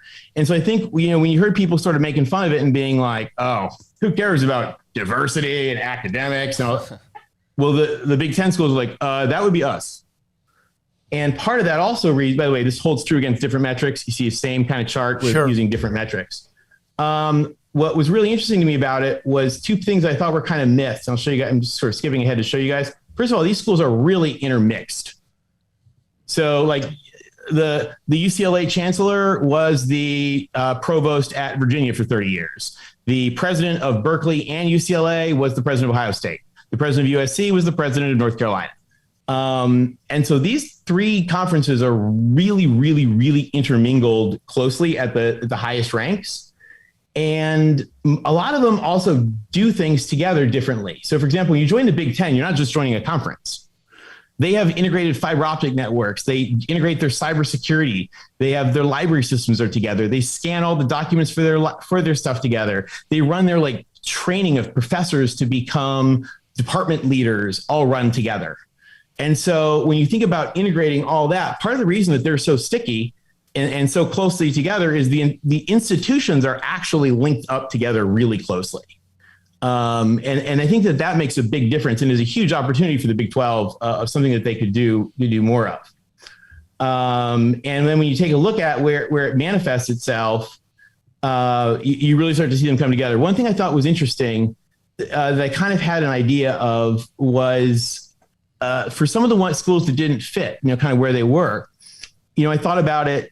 Are you really, as a school, as it's somebody like Vanderbilt, is it that they're like, you know what? We want to be here. We know we're this phenomenal school and we're getting our butts pounded to us on Saturdays, but we like being part of the SEC. That's where we want to be.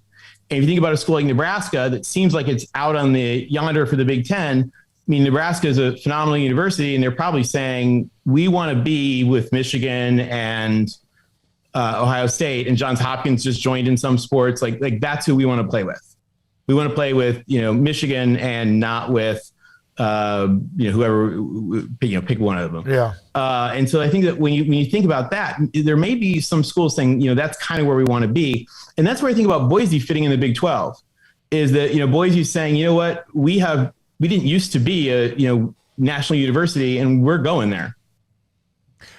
Tony, the feedback again has been incredible. I've never used nobody's ever used the F word on this show, but I'm so enticed to. Yeah. Just like, holy, what? Because like the documents and the graphics and like the one that really just blew me away was the tie-ins with all the universities. Like that's so in depth and just brilliant. So yeah, I'm just blown away looking at all this information. But you wanted to ask him this about the next level, right? You've heard us to report, Tony, the Chapter 2 in the Big 12. You've mentioned Boise, Memphis with what they do. They're in the graphic as well, Craig. Yeah, I was just curious, Tony. We know the 4 that have already been invited, but in terms of the 4 that have been rumored as potentially a second phase, down the line, which would be SMU. Yeah, it would Memphis and Boise, SMU, and most likely USF. Yes. USF. Yep. Yeah, Tony, Yeah. where do they fit in your info and in your mind as far as potential Big 12 candidates? Those 4 schools. So I do kind of look at it as saying what this does is it kind of informs, and then you have to make decisions. Okay. And so when we look at, I'm flipping back actually to them. And I think your folks would love, actually, there's one other, the financial thing I think that I want to quick flip through. I think that they would really get a kick out of. Sure. You look at it, I would say Boise State and Memphis are not on par with the current Big 12 members on academic or institutional metrics. And Memphis is going through a search for a new president. But my guess is that they would probably absolutely want to do, whatever they needed to take advantage of that and become part of and be in the conference. Well, that's what the conference is. We want to be in that area. I mean, the other thing is you have limited choices. Mm-hmm. There's only so many different schools, and so you might say like the chances of what if I have to pick between the idea of Memphis gets to be a better school or Rice gets to be a better football team, which am I going to pick? Memphis, yeah, for sure. Yeah, and that's a value question. Yeah. Again, I think Boise has made a lot of those improvements, and they've there's nothing you can do more than hiring Jeremiah Dickey and saying build us a new Baylor. Yeah, and then Houston was thought of as well. There's a lot of things Houston was thought of, but you mentioned they hired a president. She's a rock star. They're listening to her, and she's turned them around. And so there are teams that are programs, universities that could also learn from what the University of Houston has done in the last few years as well. And remember too that rankings are a lot of a lagging indicator because it takes years for the stuff you're doing to really hit in the rankings. I really want a quick show. I think you guys might find fascinating the difference, and I'll look at Houston for this. The difference that being a part of the A5 is going to make for these schools. So this is all about revenue, and there's like 3 different groups. There's the Big Ten and the SEC, the other A5, and then the G5. And the G5, I'm telling you guys, cannot keep up. So for example, if you look at here, the red is subsidies from the school. So this is revenue. The G5 the schools are eating the tab for the athletic department. This is the whole athletic department. Versus the A5, the money is coming in from the conferences and the TV revenues. But on the G5 level, the school is paying for that department. And if you take a look at here, this is per student spending. So what does it cost per athlete? So you look at Big 12 schools, by the way, it's only the public schools because we don't have the private numbers. You're looking at $300,000 per the Big 12. You're looking at $300,000 per football player they spend. Ohio State spends like $1 million a player, but and $160,000 for a regular athlete. But those football players are earning the money that pays for the entire department because 78% of the Big 12 money goes to those other sports and everything. So we took a look at profitability, and this is where it gets crazy. Now, if you look on here, you see the yellow and the light blue are Big 10 and SEC. This is what I think. It is actually using a cash flow profitability method. So I was a finance major, so this is really looking at like the true money going in. So there's a lot of, in the university accounting, there's a lot of baloney back and forth of like, what is the cost of the scholarship? And you charge it to the athletic department, even though you don't really pay that much. So I tried to correct for all that and come up with what was actually the profit amount. But look, for example, here at all the other schools and look at the very end, there's Houston and UCF sitting there. Without the benefit of that money, they're bleeding, $32,000 a player. Wow. And when you look at the cash flow, the entire cash flow profitability, you see there, Houston was pumping Houston was essentially losing, I think from a cash flow standpoint, about $40 million a year. And this flips them around. I mean, this literally, you pick that up and all of a sudden now they go from that bottom end to right in the middle when they start getting your revenue checks. You see why everybody wants to join a Power 5 conference, right? Yeah. These are the profitability percentages of the athletic departments. Oh, look at you see the G5 on the right. They're just plunging into negative. And actually you have trouble calculating some of the numbers because they don't even go down that far. And the last thing real quick, just not to cut you off, but I think you guys will find interesting. It then extends to all the other sports too. So what I found is you see here, this is all sports looking at all conferences. The A5 have the money. That's what they pump into the resources and the athletes. And as a result, they win. So conferences, I thought I'd see like the Big East winning a lot of, I don't know, softball, tennis, stuff like that. The Patriot League, the league that's all the University of California schools that are, don't play football. No, the points are dramatically all with the A5 schools.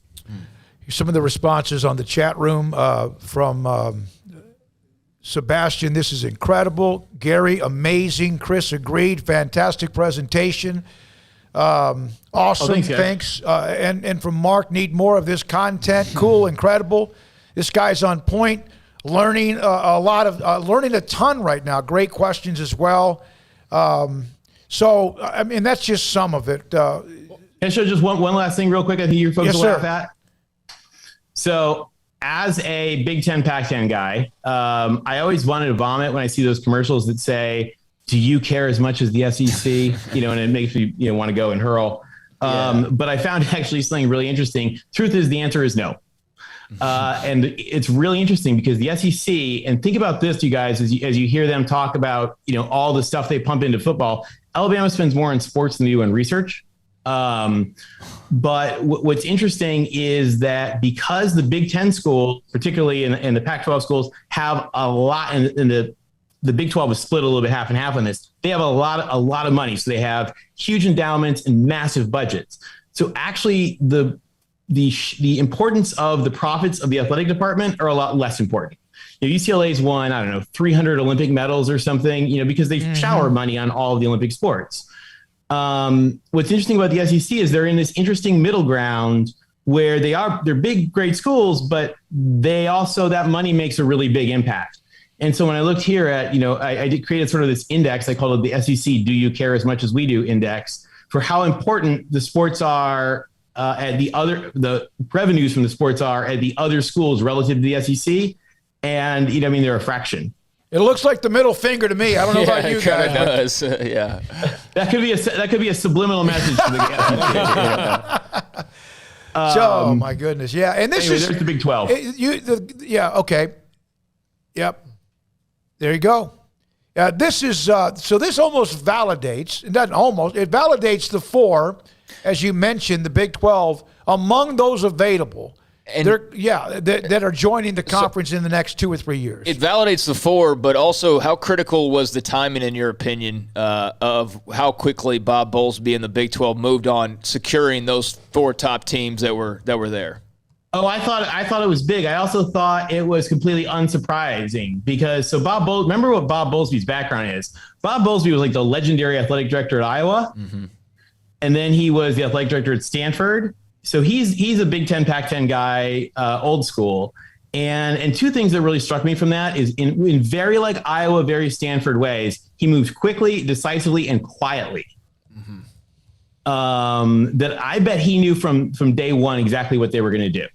I also think that by moving really quickly, he prevented a lot of potential hassles or problems. I love BYU, but they have detractors for numbers of different reasons. And he locked that in, so that there was no time for people to rally anything up. I think they solidified everything. The other thing is that some of those schools, just the way the Pac-10 is, I'll be honest, I was kind of laughing, and I think I said this in an email to a friend who went to Kansas State. That I was like, they would have hated the Pac-12. Yeah. Yeah.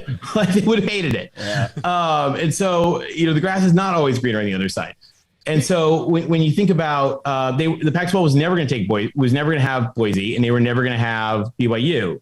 And so getting those schools homes is really important. I think for the sport, we want stability and a chance for the pie to get bigger for everybody.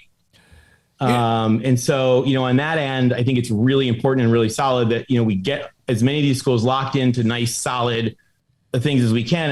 And I hope that it'll settle in a way that also the AAC. So when I looked at the numbers for the AAC, people treat the AAC kind of like a foster home, and it's not. They run a great conference, particularly given that half their members would sell them out in a minute. And Mike Oresco needs Man of the Year award for that. Yeah, for sure.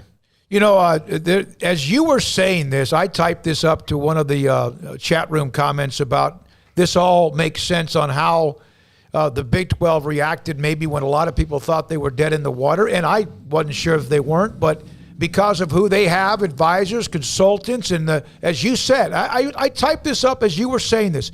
This is why they move so quickly, emphatically, and almost like a silent assassin with a major comeback. Was that how you would say it? I would definitely say it. And the other thing is, you think about Oliver Luck. Oliver Luck is what people say. Oh, well, I don't. Why do we count academics? Oliver Luck was a magna cum laude Rhodes Scholar finalist who sent his 3 kids to Stanford. They weren't going to choose dummy schools. Yeah. Hey, Tony, and I know this is your work, if somebody wanted to get a hold of this, can they? I mean, I know we've already put you guys a link. Okay. They could reach out to me if they wanted. And I sent you a download link. I'll leave that up for a week or so. Okay. All right. And I'm going to, if you want to text us, we'll also try to help you get in touch with that information. Yeah, please, by all means. And there's a lot of other stuff in there. I think it's real interesting. A lot of questions I think, people should ask and leaders should think about. And you guys will sort of see some other kind of, deep dives on some areas. And, kind of looking at the conferences, just the big thing is, just so everybody knows, I try to use as many different factors as we can, and know that nothing is judgmental because they're all just ratings on different things. So and schools have different missions. So Tony, if I was to ask you the next level, because they have chapter 1, that's in bed. Chapter 2 is maybe chapter 2 plus 2 or 4, right? It Boise State and Memphis. You do concur with that, right? Yeah, I would do the 5, and I would do the 4. I'm sorry. And the reason I would do that is because, so Jim Delaney, when they added Penn State, supposedly, or they added Rutgers and Maryland, supposedly was really concerned sort of about Penn State kind of out there on their own.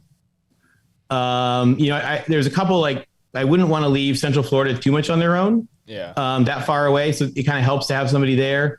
The other thing about SMU is, you're talking about a great school, a lot of potential, right by the airport, which, Pac-10 people, they love their schools are all right by airports. It's great, other than Washington State. And you really have a chance then to kind of lock everything in, own that area. Nobody else is going to step in and take your schools, or at least they have a lot harder. You're not leaving people out there. The other thing is the Big 12 has the chance to create a culture of its own now, which is really cool. Yeah. In the past, the Big 8 was really a lot of Nebraska and Colorado and Oklahoma. And when Texas came in, they were larger than life. You have this really cool chance to build culture. And so I think you're probably better off getting as many people in the room as fast as you can for that. And it appears that's what they're going to do. A lot of it depended on the Pac-12 and their television revenue, which is just a matter of time, and also the college football playoff expansion. Tony, go ahead. I was just going to say, I made my comment about the F word earlier, but, I think that there's an incredible amount of information that you showed us, but there's also, as you said, so much more for people to go and check out as well and have a lot of fun looking through. I mean, it's just incredible, Tony. Like, it really is, man. Amazing job. Oh, thanks, guys. Yeah, just a totally different way, but the smart way of looking at everything instead of just the fan way or the, whatever. So, yeah, just brilliant stuff. Well, and I told you this on the phone earlier this morning, Tony. I think the important thing, like the great thing about having you on is we have so many listeners that are trying to do the math without the math in their head. Like, they're trying to make all this work and like, oh, you should add UConn and San Diego State. And you, like I mentioned to you, like, I don't know if the people thought of it. They didn't want to play volleyball on a Wednesday, like doing that. Like the UConn, as much as they'll have fun going to the zoo and everything, I think that maybe they'll get tired of that after a while. And you've given all the background information as to how this stuff really works. It's not just trying to play Connect Four. Yeah. Well, and I'll tell you, look, one last thing that's really kind of interesting I found, and Paul and I mentioned this a little bit, is that when you look at scheduling, like if they were to really take the alliance stuff and integrate it better, which I think they should, the Big Ten and the let me see if I can flick to that. The Big Ten and the ACC actually line up really well. Let me flick back to it to do like group trips. So like you actually could do like a lot more trips of like groups of teams where you could actually like, charter planes. And all of a sudden now you're looking at, being able to keep kids in 3 more days of classes, play 4 games at 4 national teams and be back home, Sunday night. Because they actually fit together pretty well airport wise and stuff. You could actually do some really interesting logistics with that. Thank you, buddy. Appreciate it. Thank you, guys. Tony, I mean, everybody's going nuts. They love it. Again, no Tony stone Altimore, left unturned. Give your I don't have it in front of me. I know we've had you on. Give everybody your Twitter handle. Is it just straight up your name, right? It's close. It's my Twitter is at TJ Altimore. Altimore is like Baltimore with no B. So TJALTIMORE. It's also, I think I sent the link. I don't know if you guys can put that on like the description or whatever. Again, I put actually the whole 220 pages if people want to download it. This is kind of another example on there of, what I thought they could do. As far as, alliance stuff, you could really look at like relegation and promotion. So there's a lot of potential. I mean, I think the Big 12 could look at that too. If the Big 12 gets bigger, you're looking at 16 teams. Maybe you want to have an A league and a B league, because your A league can compete with anybody and nobody can criticize. Tony, thank you. I just had this one more from Daniel. I am a business analyst at work, and this presentation is amazing. It would have taken me weeks, if not months, to do something like this. Kudos to Tony. Oh, Thanks for your time. Thank you, Tony. Appreciate you. Thank you, guys. And I'll tell you this. This is stuff the Big 12 is known.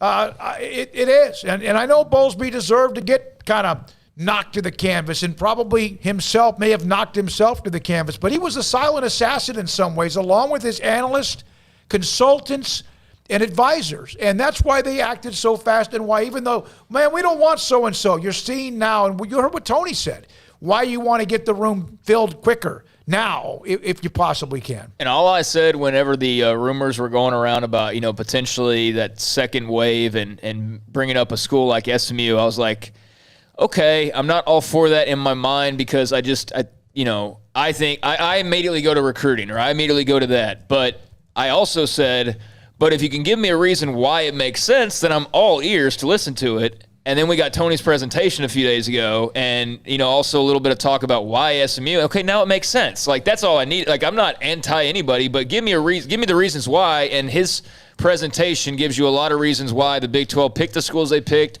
and why they are eyeing the schools that they are potentially eyeing. Oh, I got a story that could be a part of the Big 12, and this is from the Daily Memphian. You remember all the stories we've been talking about? Remember John Martin from ESPN in Memphis? Remember what we discussed with the Liberty Bowl? Remember what I told you this show explained to you yesterday about Memphis and the Liberty Bowl? The Daily Memphian is reporting the naming rights deal with Simmons Bank will help make the dramatic improvements to the stadium. The Liberty Bowl, Mayor Jim Strickland just announced. Well, that's good news. Bank. Weird timing. Yeah. Man. Hey, I hope you love us now because that is as good as you get. I hope. And please hit the like button right now if you're one of the 460 watching right now. Give it up to Tony, and definitely we'll have that link available, and you can have however many hours of fun you want to have, because that was a scraping the surface basically. It was, and this is something that in those meetings when the Big 12 said, okay, we got nearly TKO'd, right? This is what they've had in their midst. This is what they have. This type of stuff is what allowed them to kind of here's a chunk. And that's what they've been doing. Yeah, and I think Bowlesby does deserve credit for as much as he caught flack for the entire Texas-Oklahoma debacle. I do think that not a lot of blame should go on his shoulders for the way that it happened, the secrecy of it, the surprise of it. I mean, I can see how Texas and Oklahoma and the SEC could operate to where, it doesn't get around to Bowlesby, and clearly it didn't get around to Bowlesby. But, at the same time, there's part of me that says, well, it's not like Texas hasn't been barking for years now, and it's not like Oklahoma hasn't barked quite a bit as well, and it's not like we didn't know that, those are two teams that could have options. And, so you had to be aware of that. So I don't clear him fully, because clearly there was time to try to settle the waters previous to that and not, end up where they ended up. But having said all that, he deserves a ton of credit for how quickly they turned around and they shored up their defenses. And now being even more proactive and potentially going even beyond that, I think he deserves a lot of credit. So for as much as there was some angst and whatnot early on, I think, that's completely 180'd for Bowlesby over the last month or so. So we had the presentation from Tony Altimore, and some of you are asking for the link. We'll try to get that up for you. Secondly, we had Dan Lust on sports law on the National Labor Relations Board, because I got to tell you, that stuff goes right over my junior college head. And so it was great to have him on to explain some things as well. And Dan just answered one of the questions we had about the unions and all that.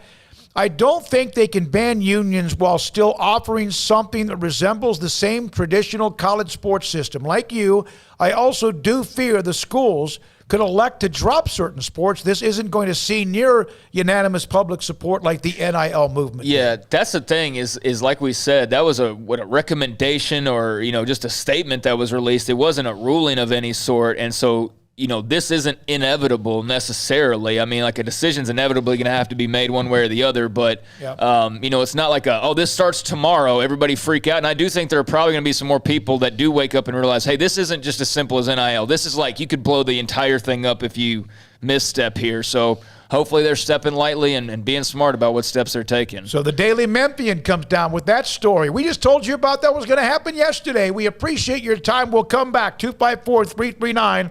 11:22 on Sikkim 365 Radio and 365 Sports. IdealMRI.com. Ideal MRI was the first person to reach out to me when we announced that we were going to do a talk show on Sikkim365.com, becoming Sikkim 365 Radio, becoming 365 Sports. Their image right behind us on one of the images, their logo.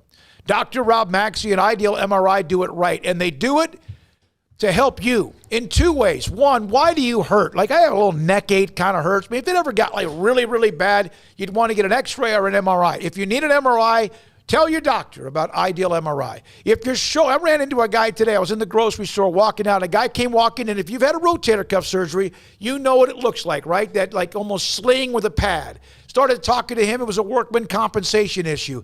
He had rotator cuff. I've had it. They'll find it if there's a problem in your shoulder, your knee, whatever it is. And along with the state-of-the-art technology MRI machine that's amazing, you don't have a long, big room, a waiting list when you go there to get an appointment at 9 a.m. or at 4:30.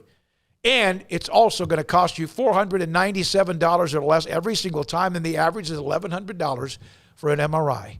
That is IdealMRI.com. Y'all listen up. Let me tell you something about group meals from Rudy's Barbecue. It's got all you need for all the folks you gotta feed, smoked meat, sides, and more. There's everything down to the tablecloth, just like the one that you see at the store. At a bridal shower, it's better than flowers. And a long business meeting, it'll pass the hours. It'll feed all the cousins at a family function. It's better than potluck at a church luncheon. Next time you need to feed 10 or more, call and order a Rudy's Group meal. Next in line. How did Edward Jones become one of the biggest financial service companies in the world? By not acting that way. Financial strategies, one-on-one advice, it's a big difference. And that's why Brad Wilson, your Edward Jones financial advisor, makes sense of investing. Experience the difference for yourself. Brad Wilson, 250 Sharon Drive in Woodway, 254-776-4337. Edward Jones, member SIPC. Grant Dideker, under the umbrella of Texas Farm Bureau Insurance, McLennan County agent. When you contact people about insurance, and people are hit up with it all the time, what do you tell them? What do you say? I know you say you educate, but Texas Farm Bureau Insurance is obviously successful for a lot of different reasons. Right. And has hundreds of thousands. It's personal service. Okay. It's one-on-one service. Just yesterday, went to a client's house, met with the couple, went over all the coverages, and they said, wow, we've, never had this before. We've had this different insurance and that different insurance, but we've never had somebody actually come to the house and go over everything with us. And wow, we really appreciate that, especially this day and time where it's just a click of a button and you really don't know who you're dealing with. It's a different person you call every time you call that 800 number. You don't know who your agent is. Now they have a face with the name, and it's more personal service. Grant Dideker, Texas Farm Bureau Insurance, McLennan County agent. If someone wants to contact you, just straight on your cell phone? Yep, 254-265-0442. Grant Dideker, Texas Farm Bureau Insurance, a McLennan County agent.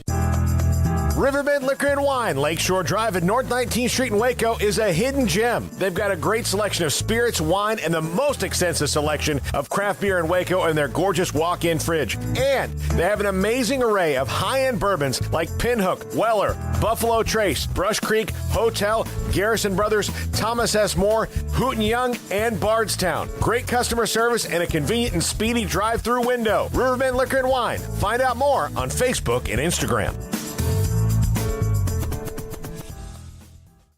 Boozers is the wedding ring store and more. If you're ready to get engaged or already married and want to upgrade your wife's ring for a special anniversary, Boozers is the place to go. With the largest selection of premier quality diamond engagement rings and wedding rings in Central Texas. They have 7 cases with over 300 styles of rings from top designers like Natalie Kay. Choose from yellow, white, or rose gold, plus beautiful top quality loose diamonds. With an in-house jewelry, they can also custom make anything you want. Bring in a picture or drawing and let Boozers create your one-of-a-kind pendant or ring. They can even use some of your old gold and diamond jewelry to create something new. At Boozers, you'll find a great selection of quality timepieces, and Boozers is the place for expert watch maintenance and repairs too. They specialize in expert Rolex watch repair for fine jewelry, watches, custom work, and more. Go to Boozers on Valley Mills and Lake Air Drive in Waco. Boozers, the wedding ring store and more.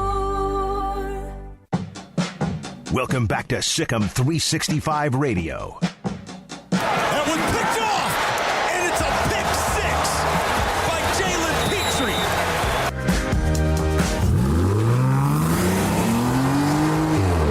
This segment on Baylor Athletics on Sikkim 365 Radio is brought to you by Richard Carr Buick GMC Cadillac. Learn more at richardcarr.com. Go ahead, read if you want to. All right, back here on Sikkim 365 Radio. Hopefully you enjoy that presentation. We'll have the link up, or it's already up. But, man, what a good, vast amount of information that was in terms of realignment. This is from Pete Thamel earlier, just in staying with the theme of movement and, all the different conferences and what they're doing to secure their futures or plan their futures out. Pete Thamel did have earlier today, Air Force and Colorado State will be staying in the Mountain West.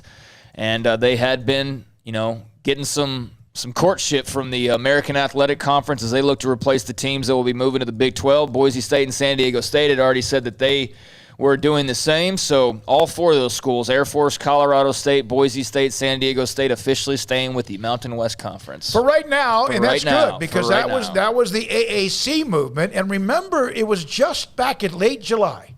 Texas and Oklahoma leave, and then they're going to be so happy. Who knew that the fallout would be like on the Southland and those conferences? And so here you have for example, the AAC, and remember the accusations about perhaps they were being helped to possibly target the Big 12, and now you have the AAC, and they're looking around like Will Smith in that one show. Yeah. Like, where is everybody? Oh, and the Fresh I don't want Prince. that. Hey, I don't. No, and I Am Legend. I don't want that. I don't want that. I want them to be good. It's a great conference, good teams. That's why it's 3 of the 4 teams are from the AAC. So I want, just like the Big 12 had to somehow survive, they still have work to do, folks.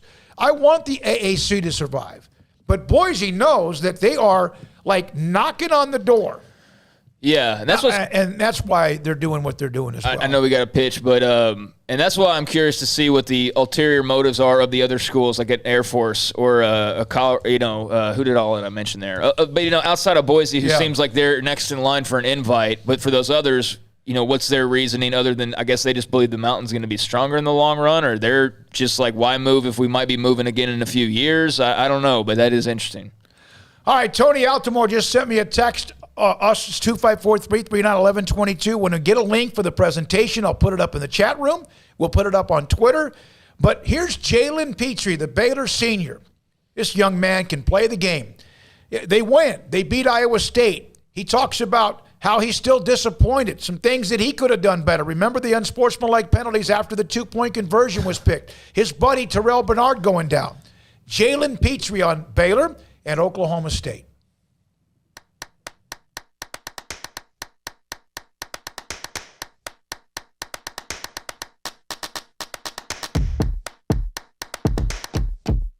Baylor is 4-0. I thought they would not have just enough to be able to do it. I was wrong. And in fact, 31-29, it got dicey at the end, my goodness, but they took care of their business. They took care of their business, and they're right in the thick of things in the Big 12 right now. The win was big. It was a huge win for us. Iowa State is a good team. We went out there and competed, but on Sunday or even Saturday night when we looked at the tape, it wasn't what we wanted to see.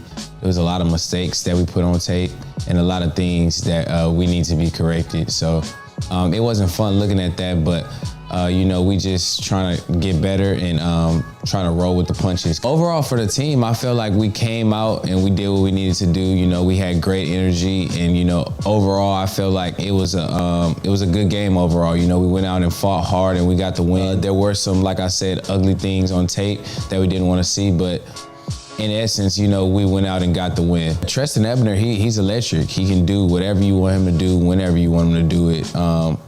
He can play receiver, running back, quarterback. He can play whatever you want him to play. He can play defense, kickoff returner. He's just that electric.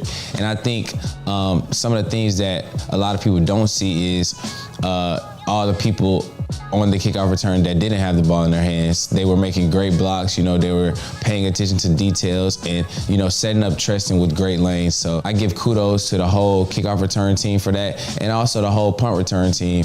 We did a great job on Saturday in all 4 phases of special teams, and his coach Polish does a great job at bringing the energy with the special teams, and I think it showed on Saturday against Iowa State. Isaac Power, he has a cannon. Like he's gonna go out there and he's gonna do what he has to do to help the defense out, help the team out. So I'm excited to see him, step into those shoes and make those big plays. I'm very excited also to see his growth from when he first came in as a freshman into where he is now in his career. So when Terrell went down, it really scared me because it flashed before my eyes like, no, this can't be another injury for him. I know all that he's went through and all the work that he's put in to, come back from his shoulder injury. I just didn't want to see him on the ground. When he came back in, that weight was lifted off my shoulder. I was happy for him. I was like, okay, we're back in it. Let's keep going. Let's keep fighting together. And then I noticed after halftime, he's on crutches. So during halftime, I was a bit worried, about what could happen to him, what injury he had. But, I knew that we still had a game to finish. So I told him I loved him. I told him I was going to go out there and fight for him. And ended up getting the win. In terms of me cramping, I think my preparation could have been a lot better with hydration and just understanding that it was going to be a high game and a long game. When I had the cramping, I noticed that I wouldn't be able to play for those last plays. It was a bit hard for me because I felt like I had let my team down. I felt like I couldn't do anything for my team at the moment. But When I seen JT make the pick, I was happy. As all of you may have seen, I ended up getting a penalty for, running onto the field. I was just happy that, he made the play, and I was excited that our team, was on the way to a win. I have to control my emotions a lot more during that time when there's still time on the clock, though. Jerry McVay came in and made 2 huge plays on the defensive side in that last play, and on, the onside kick with him, knocking off the kicker to let Treston, recover the ball. So Jerry McVay has always been that guy that is going to, make the play when needed and always there when you need him. Personally, I think I played an okay game. I think there were a lot of things that I could improve on. Little details from footwork to which shoulder I'm rushing on a quarterback and different things of that nature. And from the defensive standpoint, I think just focusing in on our alignment, assignment, and technique a lot more will help us, go out and try to play that perfect game that we're always striving for.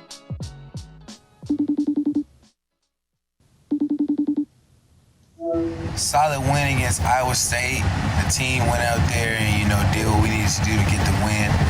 There's a lot of things that, we need to improve on going into this next week against Oklahoma State. So I'm looking forward to this game in Stillwater and hopefully some of you guys can make it out there. Sick 'em Bears.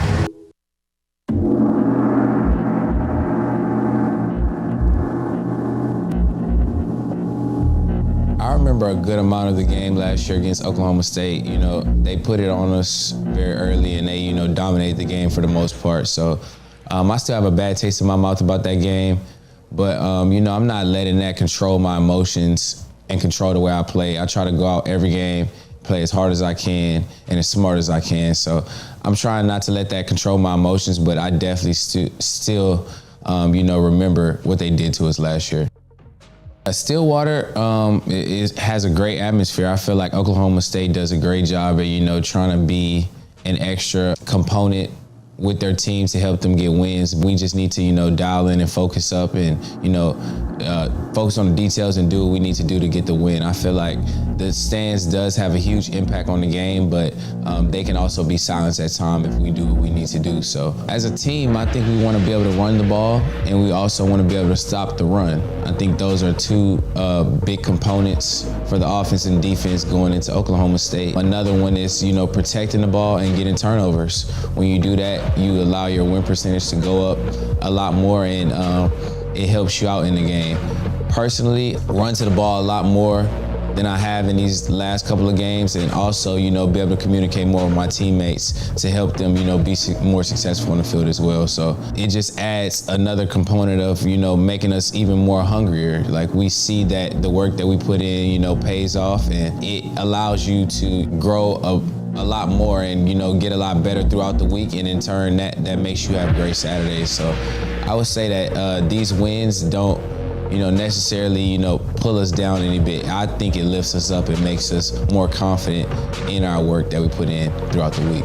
The level of intensity has been great. I feel like the offense is doing a great job at, bringing the energy. Defense is doing a great job at bringing the energy. And during the special teams periods, everybody is bringing the energy. I feel like we're all talking. We're all, trying to make things a little chippy in practice, and that makes you go a lot harder. The competition is great. I love going against those guys, and they make me better on a day in and day out basis. 2 more days before the game. Have 1 more practice left in the week. Looking to focus on some special situations that they do, like goal line, 2-minute and hurry up offense. Just trying to focus on those last things before, we head to Stillwater and get the win. Sick 'em Bears. That is Jalen Petrie, loyal, and we've done several different parts of that documentary that will carry on throughout the rest of his senior season. You can find it on the premium section on Sick 'em 365. Does it go up on YouTube after, guys? Like when can they find? Just on the premium? Just on the premium section on Sick'em365.com. So if you want to see more of that, you got to be a premium member, so even more reason to join the premium section. So Is it? It's on YouTube. It is on YouTube? Sorry. Okay, never mind. It is that specific episode and previous episodes are on YouTube right now. That was an absolute lie. I apologize. That was a lie. That was a lie. No. Oh, you're a liar. That specific episode, that's on YouTube. So you can go to YouTube and watch Loyal with Jalen Petrie. When we come back, Robert Griffin III held a media session earlier this week where he talks Baylor and Oklahoma State. That's next here on Sikkim 365 Radio and 365 Sports. BetUS.com. Why BetUS? Well, they've been serving clients for over 25 plus years and prides themselves on being known as America's favorite sports book. With action on every sport across the world, we can pretty much guarantee that they've got your game, and they offer the industry's bigger retail bonuses to keep their players betting longer, like promo code SICK'EM125. That's a 125% bonus on a cash deposit of $100 or more when you open an account with BetUS, or SICK'EM200. That's a 200% bonus on crypto. SICK'EM125 and SICK'EM200, their loyalty program is legendary and keep you up to date with all the news that you would need to know and the best tools to make the right wagering decisions. BetUS.com, promo code SICK'EM125 and SICK'EM200. It's Baylor football season, and as always, Bird Colgin Ford supports the green and gold. Hi, I'm Mark Stewart with Bird Colgin Ford. It's time for team celebrations and BU touchdowns. Bird Colgin Ford is your home team when it comes to trucks and tailgates. Ford has the perfect truck for you to host a top-ranked tailgate party. Here's to a winning season for our hometown Bears. Visit us anytime at bkford.com. Buying made simple at BK Ford. Sick 'em Bears. One size fits all. That may be all right for an adjustable belt or cheap sunglasses, but when it comes to your financial needs, no one wants a one-size-fits-all strategy. Cam Heathcott, your Edward Jones financial advisor, knows that his most important goals are yours. That's why he takes the time to understand your needs, knowing you. That's how Edward Jones makes sense of investing. Cam Heathcott, covering Conroe and Houston, 936-756-7717 or cam.heathcott@edwardjones.com. Edward Jones, member SIPC. In the market for a quality metal building? Since 1943, Pioneer Steel & Pipe has helped Central Texas residential and commercial customers with metal building design, panel options, building components, and trim options. Pioneer Steel & Pipe's residential line is energy efficient, offers low maintenance, reduces insurance payments, is impact resistant, and carries up to a 45-year limited warranty. In addition, they can also help you find a metal building contractor for your project. Pioneer Steel & Pipe with locations in Waco and Bryan and at pioneersboys.com.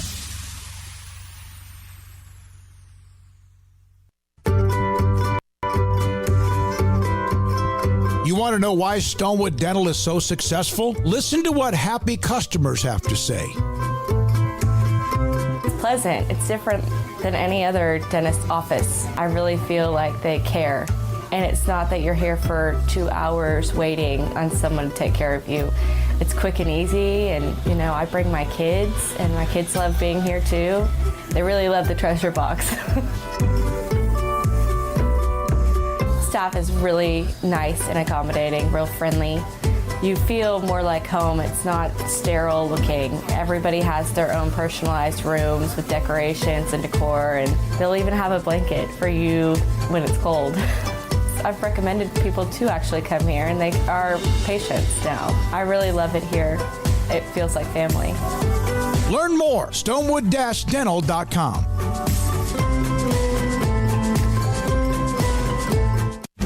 Shorty's Pizza Shack at 12th and Bagby is a homegrown, family-owned and operated must-visit pizza place in Waco. Fantastic pizza by the slice or get the whole pie to share. Great happy hour specials every single day, and it's not just pizza. Great wings. You have to try the Sikkim sauce, chili cheese fries, pizza pillows, and more. Dine in for a great hangout or carry-out. Order online at shortyspizzashack.com or do yourself a favor and bring your crew to the restaurant at 12th and Bagby. Shorty's Pizza Shack. Tell them Paul sent you by.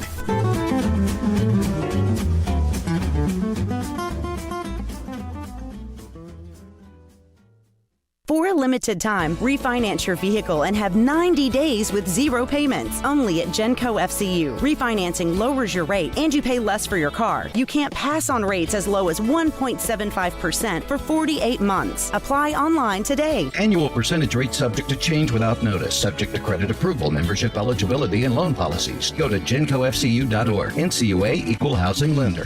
My money, my future, my credit union. Genco. Welcome back to Sikkim 365 Radio. Bohannon skating. He's got a wide open tight end. Ben Sims waltzes in. The 5 o'clock hour is sponsored by Edward Jones Investments with financial advisor Tom Albers, staying in touch with you and your money through these difficult and changing times. Edward Jones, making sense of investing. Now here's David Smoak, Paul Catalina, and Craig Smoak. All right, here we go. Sikkim 365 Radio, 365 Sports. Our pregame tomorrow for Baylor and Oklahoma State will start at 4. Is that right, Paul? Yep. 4 o'clock, and we'll bring as much as we can, wrap up whatever's happened so far in the day in college football. That will be you see separation Saturdays, rivalry Saturdays. This is evidence. Every weekend's evidence.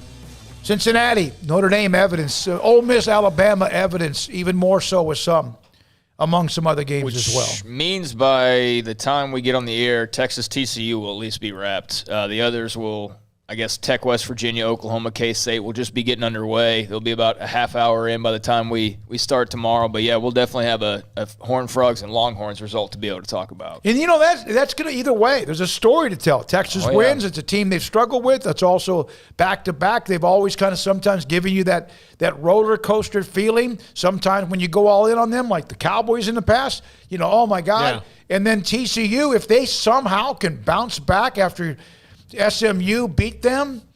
Hey, all the stuff we said about Patterson, that doesn't change how we think of him, but it was great because it got his team focused in on the Horns if they actually win the game. And I know we're going to talk some Big 12 later. We're going to go through the schedule later, but TCU is looking like they're going to get a bunch of big defensive players back this weekend just in time. Like a handful of guys will be coming back, and that'll be good news for them if, in fact, that follows through. So, yeah, just in time for that Sarkisian offense, and they'll need that help. That's going to be a great game, but we'll talk about it later. All right, this is Robert Griffin III. He'll do the color analyst tomorrow in the game between Baylor and Oklahoma State in Stillwater, where he struggled when he was a player at Baylor, including his Heisman Trophy year.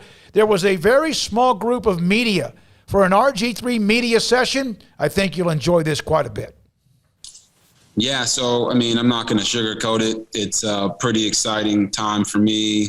This whole experience at ESPN has been phenomenal. My play-by-play guy, Mark Jones, our sideline reporter, Quint Kesenick, and our producer, Kim Belden, have been amazing, making my transition from the field into the broadcast booth an easy one, to be honest with you. They've been phenomenal. So to have the game we had last week with Clemson and NC State, and then ESPN decides to give us this game, with Baylor being ranked and Oklahoma State being ranked, it's something that I don't take lightly, and I'm real appreciative and honored to be able to call my first game from alma mater.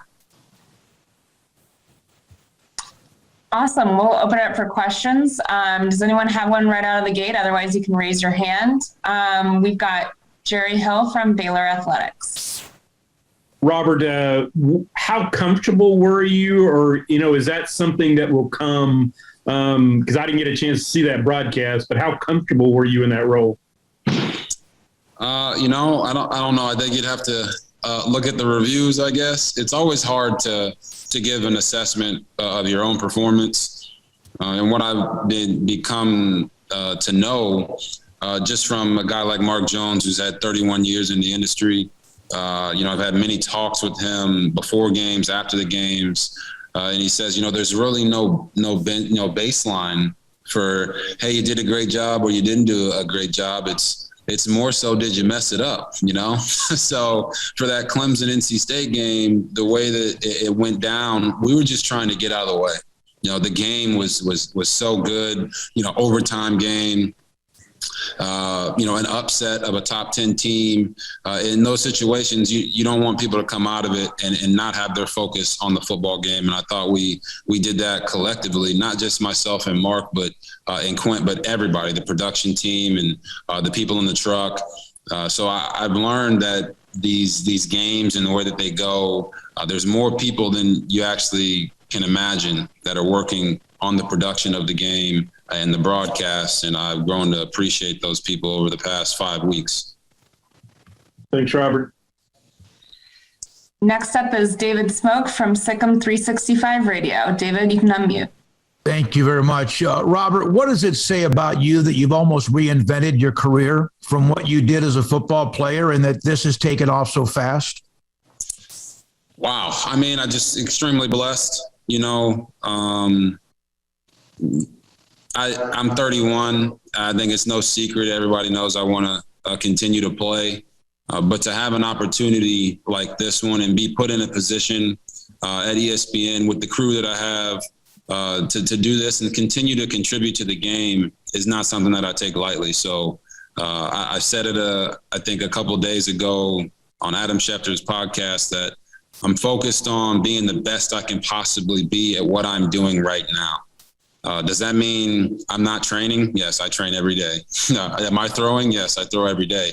But my day job right now is to try to bring the game to fans in a way that either they have seen or haven't seen in a long time and bring it with enthusiasm. So it's been a lot of fun. And the game of football is something that I never thought would bless my life this much. When I was coming out of high school, I wasn't a football guy, right? I ran track, played basketball, but I fell in love with football at Baylor after my injury in 2009. And to see where I am now in 2021 is truly a blessing. Thankful to God and really just thankful to football that it's continuing to bless me and my family.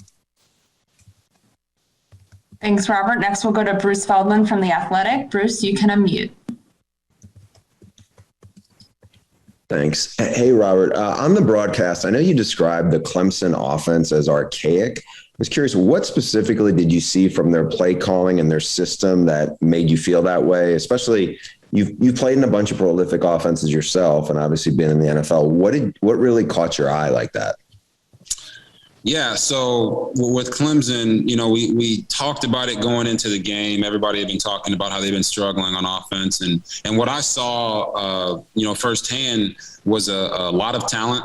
You know, I walked on the field before the game. I saw their receiving core, the size, the length, the speed that they have at wide receiver. During the game, I got to see, you know, DJ Uiagalelei go out there and just make some plays that you know, not everybody can make those throws, you know, booting out to the right and throwing the ball back across your body 40 yards in the back of the end zone. That's a tough throw. So I think they have the talent. I just think that the days of lining up and just steamrolling people because you have better players is over. In college football, schemes have gotten so good offensively and defensively that they bridge that gap between the good players and the great players. So Clemson has great players. They just need their scheme to be more flexible. And right now, you know, they're hurting at the running back position. Defensively, they had a bunch of injuries in that game. So I think for Clemson, they just have to make a decision on what they want to do. I wouldn't be opposed to seeing them just open it up and let DJ throw the ball first, second, and third down of every single game and just let them develop. You know, you're 2-2 at this point. What else do you have to lose? And DJ's a great player, and you got great players around him, so let him open it up and do it. But offensively, when you talk about it specifically to answer your question, since I haven't answered it yet, it's mostly formations, right? Their formation variability. I saw too many times that they just went out there and had 2x2. And they ran straight stem routes on third down, and guys are covered or have guys around them. You know, DJ's got a strong arm, but at the same time, you got to help those wide receivers get open, right? Put them in bunches, put them in stacks, have some eye candy going with some motions across the formation. Give them some man zone tails with the running back, motion them out into the slot to the short side of the field, bring them back, let them know if it's man or zone coverage. I think those are things that they can use to help, but I don't think that's anything that Tony Elliott or Dabo is oblivious to. I think they understand that. I think being a player, I understand how coaches have difficulty doing certain things because they can only do as much as their players can handle. So it could be just a reluctancy to be creative. It could be that they can't be creative right now because they're still trying to work through who they have personnel-wise. You know, they lost Trevor Lawrence, they lost Travis Etienne, they lost Amari Rodgers and Cornell Powell. That's a lot of production on offense. So, you know, I don't think that Clemson's done as a power. I don't think that the sky is falling on them. I just think right now they're 2-2 and lost 2 games in September, and everybody's wondering why. So offensively, I just think they need to get a little more creative. Amanda, can I just ask one quick follow-up to Robert? Not really Clemson specific, but and thank you for that. But how challenging is it to go from the role of being a quarterback where all eyes are on you to all of a sudden now you're going to say some stuff that maybe the coaches, maybe the fans, maybe some of the people take issue with, and you know, it's less than a month in and you've already kind of jumped into the spotlight on that front? Yeah, I mean, it's interesting. You know, I think anybody on this call that followed my career at Baylor and the NFL knows that usually something that I say just takes off. So it's not something that I was. You know, when Dabo got asked the question after the game, I did see that, and I actually think Dabo's a great coach. You know, and I think Tony Elliott has a great future. But I think for both of them, figuring out the issues on offense is really gonna test their fortitude and test their ability to respond to adversity. And I think Dabo understood it. You know, when he got asked the question, he didn't get defensive. He didn't say, you know, it wasn't an attack. He just said, look, man, we're not playing very well, and there's going to be criticism when you're not playing very well. And I thought that was very, not to say mature, but, you know, Dabo's been doing this for a really long time. And I think he understood the gravity of it. When I made those comments during the game, it wasn't an attack on Clemson. It was just speaking to what I was seeing out there on the field. And I think he realized that. Thank you. Next up, we've got John Morris from Baylor Radio. John, go ahead. Hey, Rob, good to see you. Oh, J-Mo. I'm doing good, thank you. Hey, being paired with Mark Jones, what a great move that is. He's a real pro. What has he told you, or what have other people told you about doing a game for your alma mater? That's kind of a different animal than doing, you know, Clemson, North Carolina State. Yeah, I would say it's a different animal. I think, you know, we've had a really good arc for where we started early in the year. You know, we got the week 0 game. I started off in a 3-man booth to try to introduce, you know, just the way it goes on TV with Mark. But Mark's been phenomenal. He's used all of his years of experience to kind of give me pointers, and then also not to mess me up. You know, I think a part of this gig that I've realized is who you naturally are is naturally going to come out on air. So if you're a normally reserved guy, you're going to be reserved. If you're a normal calm guy, you're going to be calm. I seem to be a super excited guy, right? Because I love football, and they've helped me refine that in just 5 games to not mess me up, but also give me pointers on how to do certain things better. So I think the pairing has been phenomenal. He's 59, but you wouldn't think he's 59 by listening to him talk or the energy that he brings. And you know, I think the biggest compliment he gave me was that he's having fun again. You know, and I think that's a testament to his love for football, and then just our crew and how well our crew is working together right now. That it's making it fun for everybody. To where we don't dread being around each other. We don't dread having the meetings. But for me, I don't know if I could have been partnered with a better guy to start this whole thing off than Mark Jones. Appreciate it. Thank you. Thanks, Robert. Next, we'll have John Warner from the Waco Tribune-Herald. John, go ahead. Yeah. Hey, Robert. How you doing? What's up, John? How you doing, man? Doing great. Thanks for coming on. What do you think of the job Coach Aranda's done with this team to get it into the top 25? And how tough is it to come into Boone Pickens as a player? Yeah, I mean, I'll start with Boone Pickens. I mean, I'm 0-3. I'm playing against Oklahoma State. If I didn't know that, every Oklahoma State fan on Twitter let me know. Okay. First of all, I want to say, look, guys, I know I'm calling the game for my alma mater, but at least give yourself a chance. Like, I'm going to be in the booth. I'm going to be bipartisan. I'm going to talk about how great players you got. Tay Martin, the receiver, number 1, you know, all these guys, Warren at running back. So Boone Pickens is a tough environment. You know, we always talked about how the food was going to taste bad when you went to Stillwater. The hotel bed was going to be a little creaky, and it wasn't going to feel that great. And then they're going to walk you out there, and you're going to walk up and down the dang thing to get down to the field in that little corner. I don't know if they still have that, but it's like a snake getting down to the field. And then when you get to the field, the stands are like they're breathing on your neck, and they're drinking alcohol, all types of different stuff. So you don't know what they're actually thinking in those moments. But Boone Pickens is definitely a place that makes you feel like you're surrounded, right, as an opposing team. And we haven't had great experiences there. But this Baylor team is a different team, and they don't have to carry that baggage of myself or any other team before them. So it'll be interesting to see how they adjust to that environment. I think last week for Baylor was great. They came out firing on all cylinders against Iowa State and then had a rough second half, but they still won the game. And I think that will give them opportunity to show growth. But this team is light years ahead of the team last year. And you can't speak enough about how Coach Aranda has made that transition from the difficulties of last year with COVID and Zoom meetings and really not getting to see his guys or really get to install what he likes to do. He's a different guy, right? He's a whisperer type of coach. He's like a Jedi. You know what I mean? Let me save my good stuff for TV. But he's a guy that needs to be hands-on, and he's a relationship guy.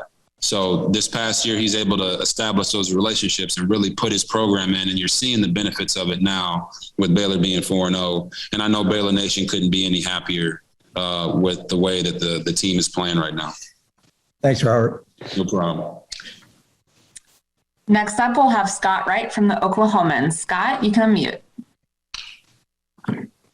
Robert, you brought up your unfortunate moments with Oklahoma State. I was wondering if you could talk about the 2011 game. They're honoring that team this weekend, so kind of timely that you're in town for that one. But what do you remember about that game in particular? Oh, yeah, Scott, thank you. We got our butts kicked. We really did. I think it was the first drive of that game. We went on a 16-play drive. We to start the game off, we converted a fourth down early in the drive and then got stopped. I think either on the goal line or in the red zone on that 16-play drive.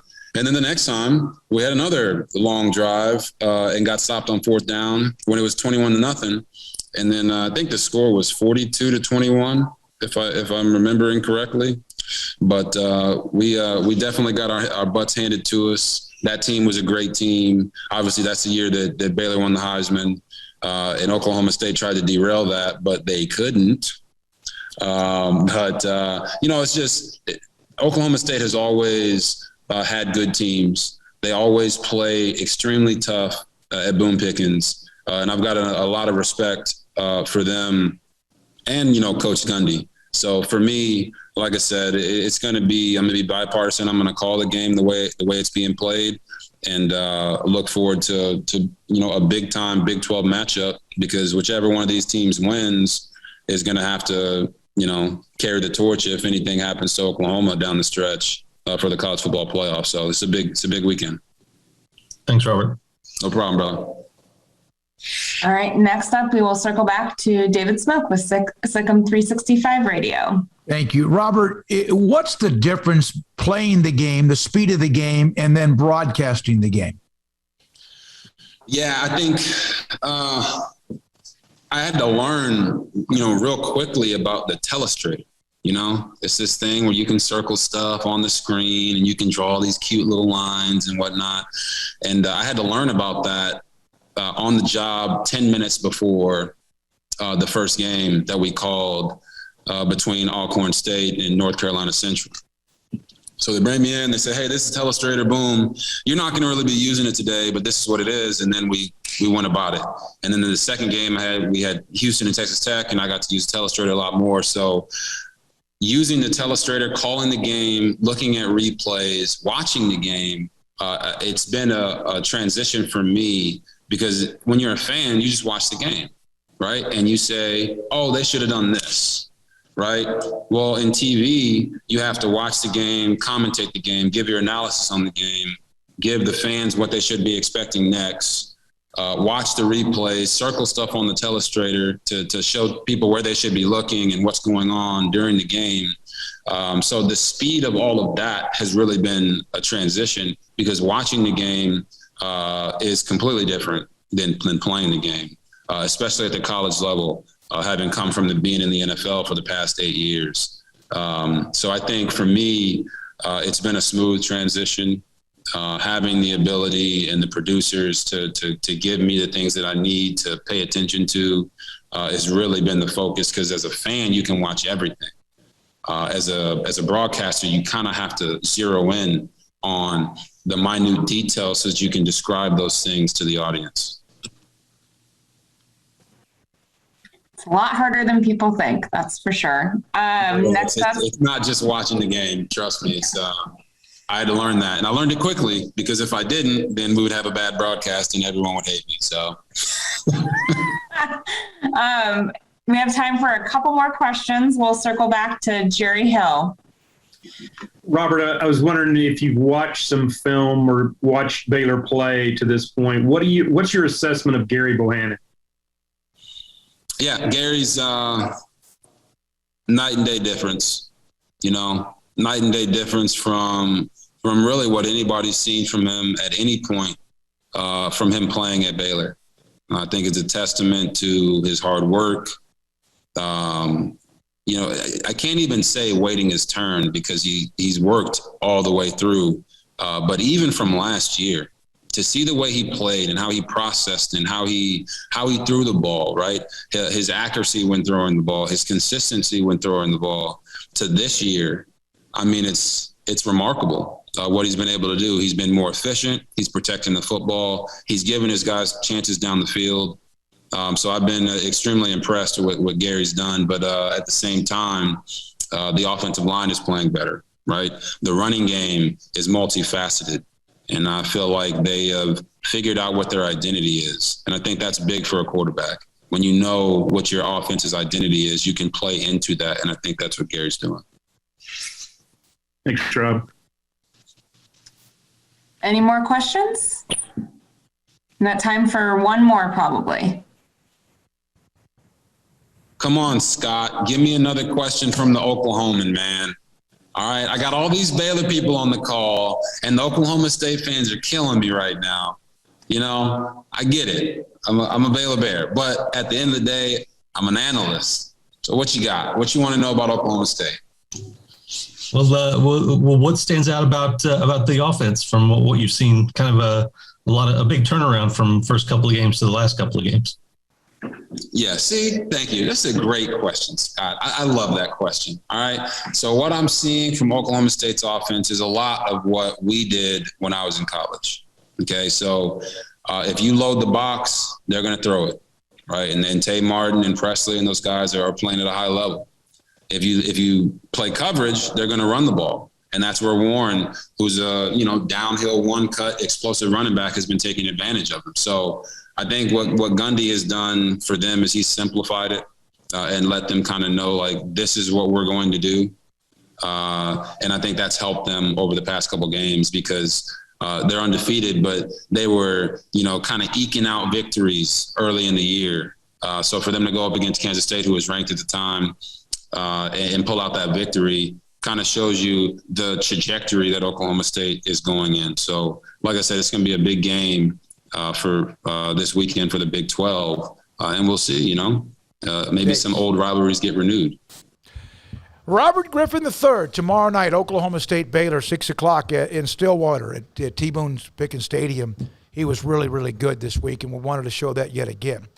All right, it is 5:26 coming up next. We'll break down the X's and O's of what Oklahoma State wants to do, can do, how Baylor combats it, and how they combat Baylor. Sam Bradshaw, S11 on the website and Twitter, will join us next on Sikkim 365 Radio. The 2021 Ram brand has received first place in the prestigious J.D. Power's initial quality study. The Dodge brand finished second to Ram. That's a big deal for Dodge, and of course, always a great deal for Ram, back-to-back Motor Trend Truck of the Year. And the 2021 Jeep Gladiator, first among all mid-sized trucks. It's amazing now that SUVs can almost be basically trucks. If you look inside of one, if you've driven one, you know that as well. Also, Quality and Ram, Power Days continue, and the Jeep Days continue, Jeep Adventure Days. Alan Samuels, Dodge Chrysler Jeep Ram Fiat, Ted Teague, an amazing staff. Loop 340, east of 84 in Waco, and Alan Samuels, DCJ.com. Baylor University is where lights shine bright. So, let there be light. Let there be roommates and teammates, scholarship and championships. Let there be fresh starts and new traditions, fast friendships and lasting impacts. Let there be laughter. Let there be joy. Let there be light. Baylor University, where lights shine bright.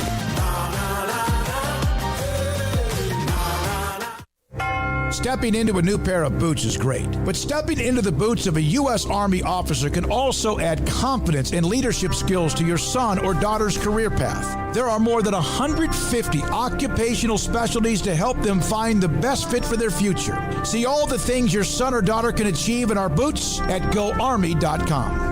U.S. Army Waco Recruiting Company, 254-598-8131 or 254-776-1543. Baylor Scott & White Southwest Sports Medicine and Orthopedics, the team physicians for Baylor Athletics, diagnosing and treating all sports-related injuries, including concussions. These specialists also provide orthopedic services for athletes and non-athletes alike, whether it's knee or shoulder pain, hand or wrist injuries, orthopedic spine care, and even an arthritis and total joint clinic. Trust the doctors Baylor Athletics trusts. Baylor Scott & White Southwest Sports Medicine and Orthopedics wants to get you back in the game.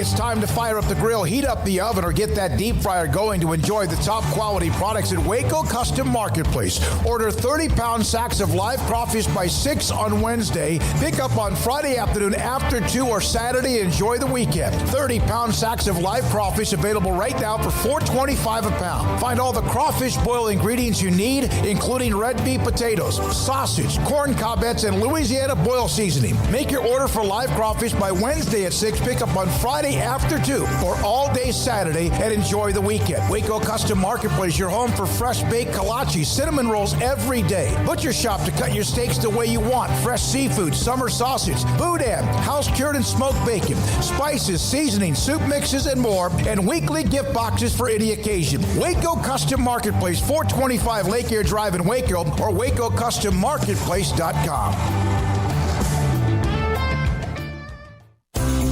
At Ideal MRI, we feel blessed to be a part of the Waco community. We're a small family business right here in Central Texas, and our goal is to bring down the cost of healthcare while maintaining high quality.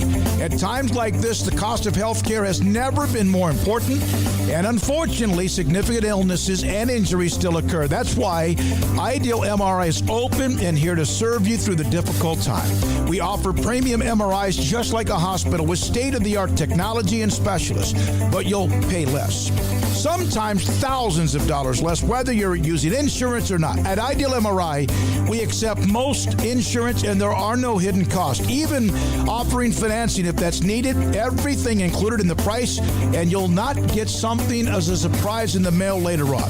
If you need an MRI, ask your doctor about Ideal MRI. They'll know. You can schedule an appointment safely from home online in minutes at idealmri.com or give us a call, 833-IDEAL-MRI, idealmri.com. Let Camille Johnson Realtors guide you seamlessly through the process of buying your dream home or selling your current one. Commercial, farm and ranch, or residential, Camille Johnson Realtors can smoothly and successfully lead you through any transaction. With a team of 28 experienced agents who are excited about serving you, Camille Johnson Realtors services the entire greater Waco area. If you're in the market to buy or sell, contact Camille Johnson Realtors, 104 Midway Center in Woodway, or find them online at www.camillejohnson.com. Camille Johnson Realtors, elegant, charming, warm. Welcome home. Welcome back to Sikkim 365 Radio. It's time for our weekly segment with Sam Bradshaw of Sikkim365.com. All right, here we go. Sikkim 365 Radio. Sikkim365.com is the umbrella of what we do. 365 Sports. The chat room has been Just amazing again today, as have the text and calls. Now joined by Sam Bradshaw, S11. He will break down the X's and O's of what both teams do, what they do well, and how they can maybe try to change it. And Sam, there's no question, Oklahoma State, let's start with them. Their defense is really good. What is their weakness if they have one defensively? Thanks for having me on. And as far as a weakness, obviously they're losing their top two pass rushers at that kind of jack linebacker spot that they like to line up in a number of different places. That's going to be a weakness for them. That takes a lot of guaranteed pressure off the table. And additionally, they've lost one of their best safeties. So having some new faces in there might be a little bit of a weakness. But so far, that defense has been playing lights out. I mean, they've locked down Tulsa, they locked down Missouri State, they locked down Boise, and they locked down Kansas State. Now, don't get me wrong. None of those offenses are Oklahoma this year, particularly when K-State was playing the third-string quarterback and so on and so forth. But they're a very good defense that returns the vast majority of who they have from the prior year. It's a 4-2-5 scheme, but it might as well be a 4-safety scheme because Malcolm Rodriguez, his will linebacker, was a safety starter for them back in 2018, and he still moves extremely well, and he gives them options in coverage. Whereas Iowa State was content to sit back and zone and drop 8 guys and let their big guys up front try and hold up against the run. Oklahoma State's smaller, they're quicker, they're going to take a lot more chances in coverage. You'll see more man, you'll see more quarters, you'll see a lot more gambling, a lot more movement. And it's going to be a challenge. I'm not saying one's better than the other. It's completely different matchup, and we haven't seen this offense and this quarterback have to deal with this type of team yet. So I'll be interested to see how that unfolds. Sam, how much did the offensive reinforcements that they have change how we need to look at Oklahoma State going forward compared to the first 3 games where they were out a lot of wide receivers and Spencer Sanders had no weapons, and he looked all around bad in the games he did play? Hell, he had COVID too. He was out for the very beginning, yeah.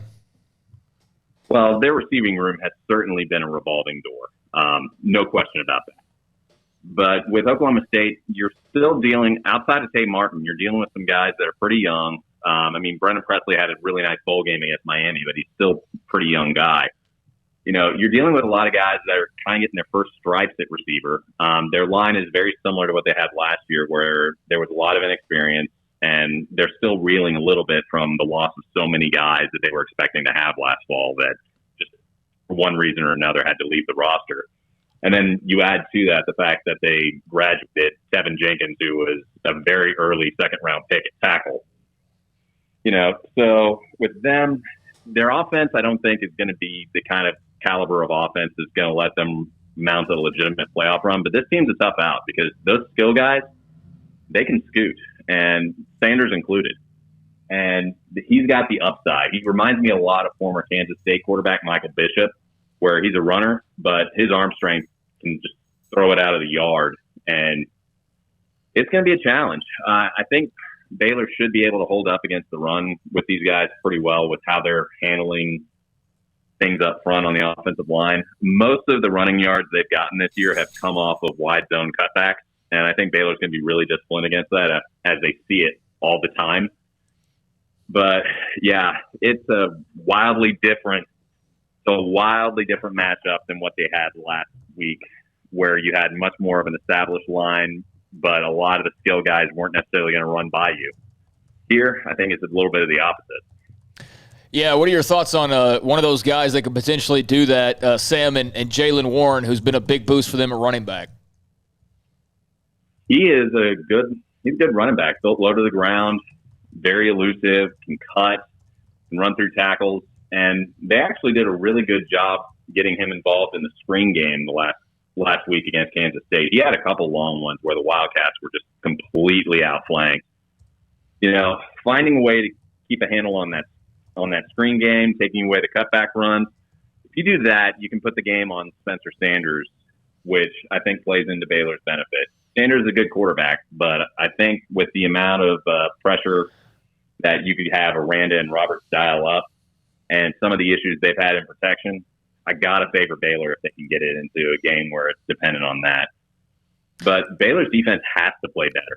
That was a very sloppy defensive game, and it didn't have to be nearly as close as it was. You can't extend drives with personal fouls. You can't completely bust coverages on running backs and tight ends. You have to play cleaner. So, Sam, I'm glad that you said that because I was curious. We've talked a little bit about Oklahoma State already, but what were your takeaways? And I read them. You know, everybody's had the chance to read your work on the website, but for those who don't, what was your prevailing takeaways from that win over Iowa State, including what you just mentioned? Well, primary takeaway is that when this team plays clean, they're absolutely a Big 12 contender. The offense averaged over 50 yards a drive in the first half, was scoring seemingly at will. They had a couple execution errors on the drives following that fumble. And then they had one drive where they called it really conservatively just to make sure they got the field goal to go up 8. But the offense looked really good. Defensively, you did some things to disrupt them. You got more tackles for loss than Iowa State was used to kind of giving up. You were able to get in Purdy's face. You had 3 runs go really long on you, but for a good portion of the game, you were limited in their running back. But the problem is you had 4 penalties for 60 yards that directly led to 6 points. And then 10 of their passes went to the running back or tight end. Most of those were busted coverages for 193 yards. That's not going to get it done throughout the course of the season. You know, you had 6 passes of 20-plus yards, all to the running backs or tight end. That can't continue. And this is a pattern we've seen with this team throughout the year. Against Kansas, you had a fumble on a drive, and then they go and score when you have pass interference extend a drive. Texas State, you had a fumble set up a field goal that was longer than it needed to be, causing you to miss it. Then roughing punter extends a field goal drive, roughing a passer extends a touchdown drive, and then a hold on a quarterback draw keeps you from icing the game. You know, you can't constantly put yourself in a tough situation. You've been fortunate enough to win these games, but you've taken several wins that could have been very comfortable and made them much dicier than they needed to be. And until they clean that up, this team is not going to reach their ceiling. No, you're right. I mean, it was a game in which even with the yardage difference, that's skewed because of the kick return yardage, hidden yardage that Baylor dominated. It's a game in which they win by 2. They're thrilled. But at the same time, I love what Aranda said on Saturday night, and I love what he said Monday, and I love what Jalen Petrie said. They understand they could have been so much cleaner. Yeah. Oh, yeah. I mean, I just think of the whole field goal at the end of the first half, Sam. I mean, that's not quite that wasn't like a 15-yard penalty led to like the typical mistakes that you're talking about that have now become commonplace. But they're also were missed opportunities, like not recovering that fumble, and then Iowa State drives it down. There's 3 points, and you end up winning by 2. Right. You can't make those mistakes. And what's going on just with coverages? You have just simple crossing routes they're not picking up the tight end, and a guy goes uncovered. A corner route that he's not exactly handling. And you got Charlie Kohler down basically to your goal line. That's not them. They're good players, but that's on you. That's not them. And you have to clean that up. And if you don't clean that up this week, Oklahoma State has the guys that can take it the distance on you. So instead of giving up 3 points every other drive, you're giving up 14. So, who would you rather have as a quarterback in this game, Bohannon or Sanders? I'm not going to go against the hometown guy, but I think most of the coaches in the Big 12 are going to be very happy to have either one of them. Sanders has more experience, but I don't know. Bohannon's looked pretty good, but it's still early. I'd probably lean Bohannon based on what I've seen. Okay. Anything else, guys? Yeah, I guess, Sam, what are they going to be? I mean, obviously the cleaning up of the mistakes, self-inflicted penalties, things of that nature. But I guess, what are kind of your 2 big, these could be the turning points in the game, factors, matchups heading into tomorrow? Can Baylor get the running game going against this Oklahoma State defense? They're going to do a lot to challenge you with numbers, with movement, with blitzing, with aggressive coverages. If you can get the running game to at least be somewhat reliable, to where you can formation your way into some favorable matchups against the coverages, I think that's a huge edge to Baylor. Obviously, turnovers and penalties will be the other one. And then defensively, can you prevent them from hitting those big plays to keep their offense alive? Boise, Tulsa, Missouri State, all three of them were able to buckle down on OSU for the most part, and K-State's really the only game where they went off. And is that OSU turning a corner, or does that say more about K-State? It's early in the season. We don't know. That's why they play the games. The evidence keeps coming each weekend. Sam, thank you very much. Appreciate it. Sam Bradshaw, Sikkim365.com, college football X's and O's analyst. And if you're a Baylor fan in particular, I think you'll enjoy Sam, or S11 as he's known on the board, his work each week, breaking things down and explaining them in X's and O's and giving you kind of that insight. So he does a good job. And if that's your thing and you're a Baylor fan, well, it's one of the many reasons to sign up for the premium section, which is another way to support, and would welcome you aboard if you want to join Sikkim365.com. That's where you can get a lot of Sam's goodies, like right after games or the day after, and previewing as well along with this segment. So appreciate his time as always. One quick note, then we go to the games, predict the games. Dr. Livingstone was in Congress. We mentioned that yesterday. I watched some of the testimony. She's kind of pretty calm, cool, and collected. Now, whether they got anything done, I don't know. Was it just a, hey, look at me, we're trying to act like we care, I'm talking about Congress? I don't know. But she held her own when I was watching it, and very directive, I guess you could say, focused and understood what was there and what they were trying to talk about, NIL, the National Labor Relations Board, and much more. Well, that's got to be a really hard thing to do when you have questions coming at you. You have no idea what some of these people are going to say and how they're going to try to grandstand. One congressman literally asked, what happens if the Chinese Communist Party wanted to give somebody an NIL deal? And the answer to that is they could give anybody a deal to endorse them. They essentially have done it with Disney. I mean, or the NBA had a problem.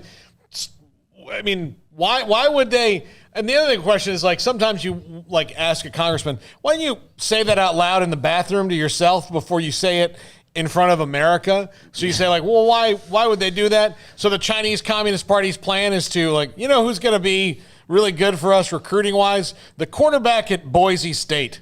Yeah. He'll get people onto communism if, no one else. Come on. Yeah, less politics in sports would be great as far as the intervening into these government meetings and all of that. I understand they play a role, but man, it's probably my least favorite part of what we talk about on a daily basis is when the government gets involved. All right, Big 12, here we go. Paul, we'll start with Craig to start these predictions. We go Texas at TCU. Man, I have gone back and forth on this game. I think I'm going Texas right now. I like the confidence that they're playing with. I think that Casey Thompson has made a difference at quarterback. He's not necessarily just been outstanding, put him on the Heisman radar, but he's been so dadgum efficient. They just score when he's at quarterback, and it's rare to have a drive that doesn't end up in points. Now, TCU's defense getting some reinforcements, I think, will play a big role in this game. I really don't know, I know Patterson rallied the troops. It's in Fort Worth. I think TCU is a pretty good team, especially if their defense is getting the knife sharpened a little bit. But I don't know. I'm just leaning Texas just as far as momentum right now goes. I picked TCU on the big one, too, and I have to stick with TCU. No, I don't like the way that I don't like the way things went after the game. I know the deflection or trying to get the team's focus on the fact that I'll take Texas, and I'm one of those that I probably not quite as bad as the national voters, but I do on occasion when they look pretty good, then you kind of feel like, are they finally going to be able to be consistent? So I'll say UT, and I'll probably, I've been half the time the last decade, wrong. I almost did that. I was doing my power rankings for the Big 12 this week, and I just almost by default put Texas at number 2 or something. And I'm like, why am I doing that? What have they really proven to I mean, they won, okay, but and my whole thing with Texas is their only loss is to a really stinking good team. It's to Arkansas. Yep. And I don't think that there's a bunch of teams in the Big 12 that are going to bully them up front the way that Arkansas did.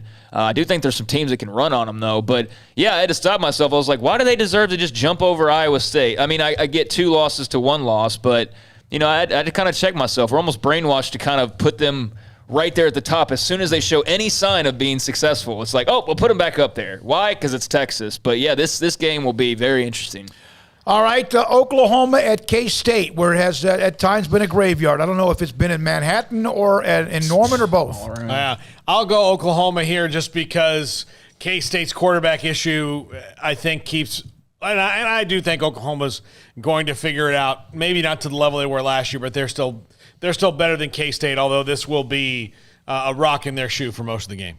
Yeah, I don't think this will come easy by any means for Oklahoma. I don't know how you get a better offensive line in a week's time, and I think K-State's got a pretty solid defense, so could, in theory, cause Oklahoma some of the same problems they've been having. If you don't block guys that are right in front of you, then it doesn't matter really who you're playing. But I am going Oklahoma here. I just think they're a better team, and I think that they have some motivation and something to prove. And look, Texas is looming. They got that coming up right around the corner, so they better get it together. And a tough team to do it against, but I am going to pick Oklahoma to win this game. Texas Tech in Morgantown. You would think they're a wounded animal. Who are you taking in Oklahoma? At West, I'm going to take Oklahoma. Okay. Again, if I pick them all the time, I'm going to be wrong once or twice a year. Texas Tech at West Virginia. I'll take the Mountaineers. Yeah, I mean, I said this in my little rankings thing. You put Henry Colombi back in at quarterback for Tyler Shugg now that he's hurt, and you're basically the exact same team from last year. I mean, really, you are. You lose, Taj Brooks, but you got Sir Roderick Thompson back, so you're even more like last year. They've got good skill guys, but that defense got its mask ripped off last week. And, the good news for Techie is that West Virginia's offense is by no means a juggernaut. I mean, I've said every week that I think Daggy is kind of the wall in them, breaking through and being right there at the top. But I'm going to go West Virginia. I love their defense.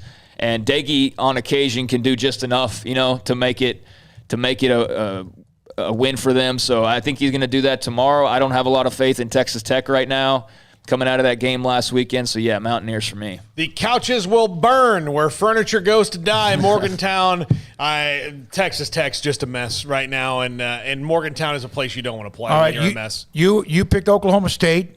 Craig, you picked Oklahoma State. I picked Oklahoma State. I got a text earlier this week that we had this Baylor that Woodwork from Gary. You guys are just a bunch of homers. You got to sick them. Of course, we don't even need to give you time of day. We picked Oklahoma State because it's in Stillwater. If it was in Waco, I would otherwise. I picked Iowa State last week. I don't give a damn if I was wrong. I picked Oklahoma State just because it's the first time for a lot of these guys to go legitimately play in Stillwater and hear the paddles. Those damn paddles. Yeah. It's an evening game. It's top 25 game. The paddles will be rocking. Oklahoma State's got a little bit of confidence after that win last week. Although, their offense was shut out in the second half. Baylor's wasn't quite shut out, but special teams came into play for them. Yeah. So both offenses are going to be looking to get off to good starts, and that's going to be difficult against two really good defenses. So I think this will be a great physical game. But in breaking it down, I think you can go even and maybe a slight edge in like every category between these two teams. And I think if you did that group by group, it'd probably be about even again by the end of it. So Stillwater is the advantage for me, and that's why I picked the Cowboys. I wasn't at the Player Media Day. We had one more game than top five. Is that last year Oklahoma State humiliated Baylor. It ended their year and put them out of their misery 42-3. I'll take Oklahoma State. Kansas at Iowa State. Do we need to bring this one up? Upset watch, baby. Iowa State, KU leads the overall series 50-44-6, but last year Iowa State won by 30 in Lawrence. Is that right? KU leads that series? Well, I mean, I guess that makes sense. Yeah, Iowa State struggled. There's times when they've been down. For a long time. But that's just kind of surprising. But, yeah, I mean, Kansas is not going to beat Iowa State. I think they might pop a win somewhere. I don't know where that would come from. And I do, I've said a lot about how I think Lance Leipold, the longer he's there, the better for them and the better they'll be. But right now, they're not ready to beat Iowa State. All right, real quick, just say the name. Ole Miss, Alabama. Alabama. Notre Dame, Cincinnati. Notre Dame. I'll go Irish. Notre Dame. And is Arkansas and Georgia.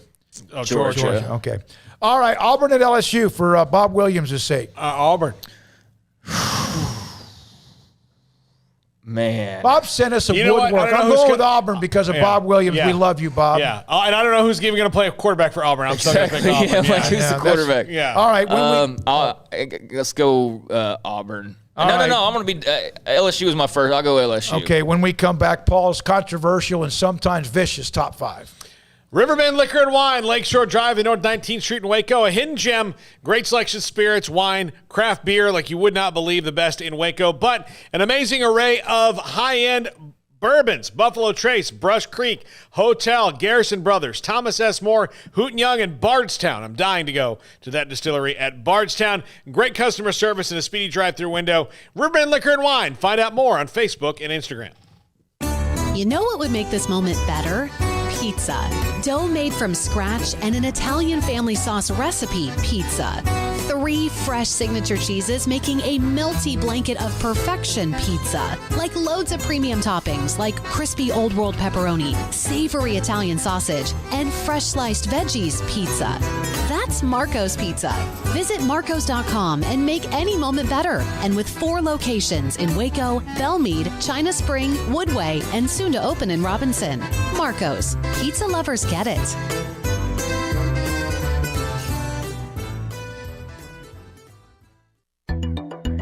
It takes time to reach goals. It's a truth that applies to more than sports. It goes for your financial goals as well. You work hard for your money, and you deserve an investment strategy that lines up with your game plan. And Tom Albers, your Edward Jones financial advisor, can help. If your financial investments aren't putting forth the effort you desire, stop by today for a financial review. Tom Albers, 4301 Lakeshore Drive, 254-776-7605. Edward Jones, member SIPC. Escape the mundane with the responsive power and exhilarating agility of a new Cadillac from Richard Carr Cadillac. Smile behind the wheel again in the supercharged sophistication of a CT4 or CT5 sedan, or the sporty and spacious XT4, XT5, or XT6 lineup of SUVs. Starting at only $33,395, the Cadillac of your dreams is waiting now at an affordable price at Richard Carr. Test drive from the expansive selection at Richard Carr Cadillac, or let us bring a test drive to you. Go to richardcarcadillac.com to schedule a test drive today. It's football season. Sports bettors and BetUS.com has your NFL and college football live betting lines up for their 27th year. Why BetUS.com? Well, they're the 3-decade leader, and you can join now for a 125% bonus on promo code SICK'EM125 with cash, or a 200% bonus on crypto with SICK'EM200. The 3-decade leader with action on every sport across the world. We can pretty much guarantee that they've got your game at BetUS.com. Use promo code SICK'EM125 or SICK'EM200. With so many companies and policies out there, it gets so confusing shopping for insurance, and I never know if I'm getting the policy that's right for me. Luckily, I met the team at the Niche Group Insurance Agency. With the Niche Group, you can go to one company and get access to coverage options from many insurance carriers, and you get to speak to a real person about your specific coverage needs. With the Niche Group, I know I'm getting the right coverage at the right price. If you need insurance, talk to the experts at the Niche Group at 1-800-258-8302. Hey, this is Bryce Petty, former starting quarterback and 2-time Big 12 champion, and I know firsthand the importance of being in top shape both on and off the field. So listen up, men. If you're feeling beat down day in and day out and looking for that high-performance edge that separates the men from the boys, then look no further than the Petty Clinic Low T in Waco. Petty Clinic is a comprehensive men's healthcare clinic with an atmosphere catering to men. Board-certified Dr. Kent Petty has a special interest in offering the highest quality medical care to men of all ages. Some of the services offered include screening and treatment for low testosterone or thyroid, infertility, high blood pressure, diabetes, high cholesterol, sleep apnea, while offering comprehensive wellness exams and complete men's health lab panels. High performance men, remember, it's not just a Petty thing. This is Bryce Petty, encouraging you to reach out and Google search Petty Clinic Low T or go to pettycliniclowt.com and get your complimentary lab screening today. This is Paul Catalina's Top 5 at 5:55. Brought to you by Champions Salon and Barber. Go to Champions salonandbarber.com. I'm due. I'm a little due. It's getting a little Yeah, I don't know if scraggly. you should have, I'm due. No, I'm due. I had lunch with a fellow Champions client today. You guys shave each other? No. Why would you do that? I just curious. Then we go to Champions. All right, we, by the way, have to say this on Fridays, that Paul's an angry, mean human being, and Fridays he's like a news dump on these top 5, so he doesn't have to deal with you until Monday. Yeah. But here we go. All right. These are top 5 things to watch for this weekend. Number 5, does anyone have a letdown game? Coming off of big upsets. For example, Baylor, NC State, Michigan. I don't know if it's an upset, but Michigan's 4-0. Like they're kind of ready to do the Michigan thing lately. Does anyone have a letdown game? I would sure hope for Baylor. I can't speak to the others, but I would sure hope for Baylor's sake they don't have a letdown game. I mean, top 25 on the road, evening time, hostile crowd, 5-0 start, and I don't know if it's a message they preach to the players because they have to do the whole one game at a time. But if you're the coaches or fans, you can't help but say, look, they win this game, it's all in front of them. As far as road trips and tough matchups, I mean, it all favors them after this weekend. So I would sure hope there's no letdown inside, especially after how close that call was last week. Yeah. Number 4, can Cincy make all of South Bend cry? I mean, that's going to be tough to do. But maybe Big 12. Maybe even Power 5s, although the Big 12 loves to see Cincinnati win. Maybe chaos. I know that they're thought of differently than some of the group of 5 because of what they've done lately, but that would be, they'd be like, we got to deal with them. They're Cincy's actually a slight favorite depending on where you look. Yeah. So, I mean, them winning tomorrow is not out of the question. I think the problem comes in the fact that the game's, at South Bend or in South Bend, but I think can they make all South Bend cry? Yeah, they can. Will they? Now, I don't know about that, but yeah, they can for sure. All right, number 3, how for real is Arkansas? And they're going to get their first real test. I think A&M, while they're a good team and a great defense, they have been exposed on offense.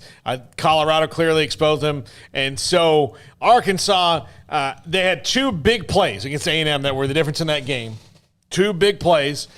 Georgia probably not going to allow that same kind of a thing. Can you keep it close? Can you make something happen? And Sam Pittman came out that Georgia staff. But they punched people quickly. They did that to Texas, Florida. They couldn't recover. They did that with A&M. And that's kind of maybe what their MO is. I don't know. Yeah, I mean, I think they're for real already just based on who they've beaten. Now, is for real in your mind like SEC champions? Then no, they're not quite for real there yet. For real would be staying at this level in spite of the fact you're probably going to lose 1 or 2 games this year. Yeah. But can you probably 3? They might lose 3 games because they still have to play Alabama. They got they could, yeah. I think tomorrow we'll learn a lot, but I think they're pretty for real, and how much we'll see. Yeah. Here's something that you mentioned about if Baylor can win in Stillwater. Who knows? They could lose by 20, but if they win, they have a couple of legs up on everybody because of who they've beaten. What if Arkansas, although they've beaten A&M, who was one of the favorites, and then if they happen to shock the world and beat Georgia? How about that, right? Maybe in the driver's seat. Absolutely. Number 2, can Lane be the first Saban disciple to dethrone him?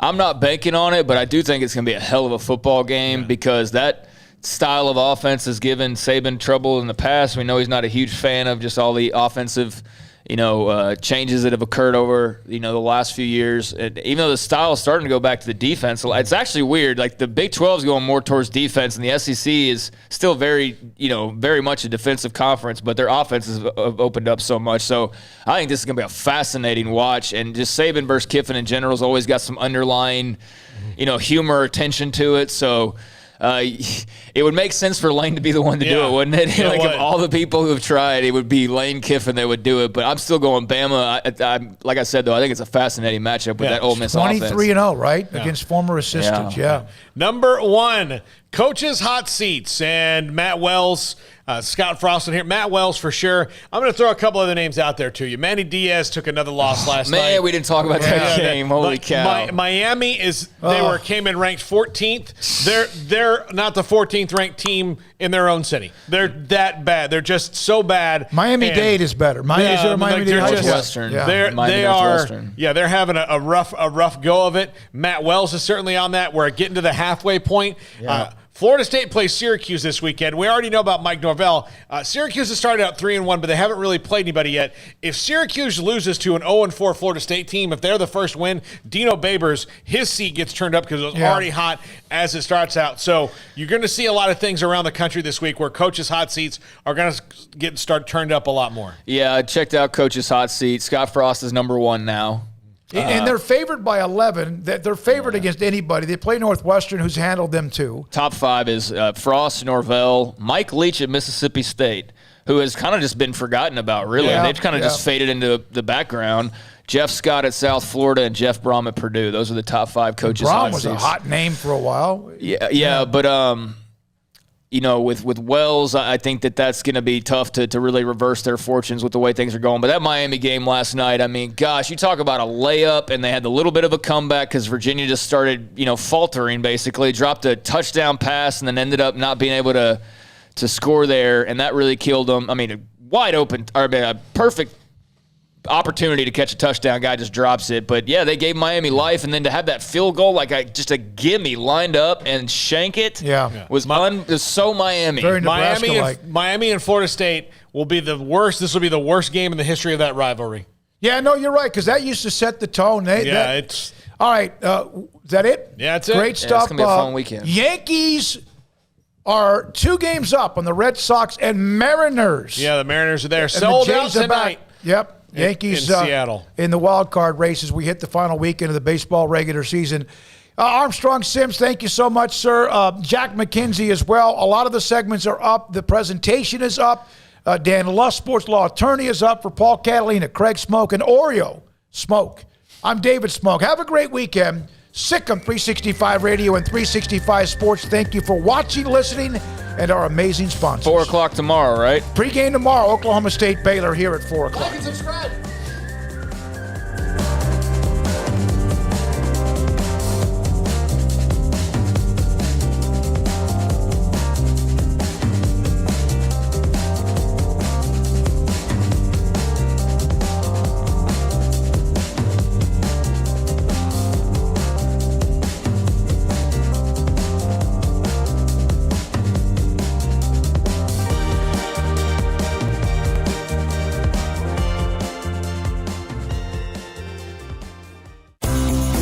Ideal MRI is a small family business right here in Central Texas. We're open to support you while lowering the cost of healthcare bills.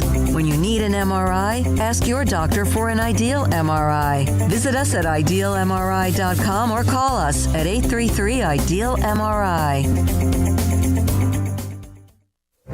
Stepping into the boots of a U.S. Army officer can add confidence and leadership skills to your son or daughter's career path. See all the things they can achieve in our boots at GoArmy.com. U.S. Army Waco Recruiting Company, 254-598-8131 or 254-776-1543. After my first car accident, I feared the biggest damage would be to my wallet. I expected a mountain of bills and a long, drawn-out process. But my Texas Farm Bureau insurance agent was there when I needed her and helped me get back on my feet and in my car in no time. Instead of a hassle, I got reassurance and a quick recovery. Stop by and see our agents at one of our 3 McLennan County locations. Coverage and discounts are subject to qualifications and policy terms and may vary by situation.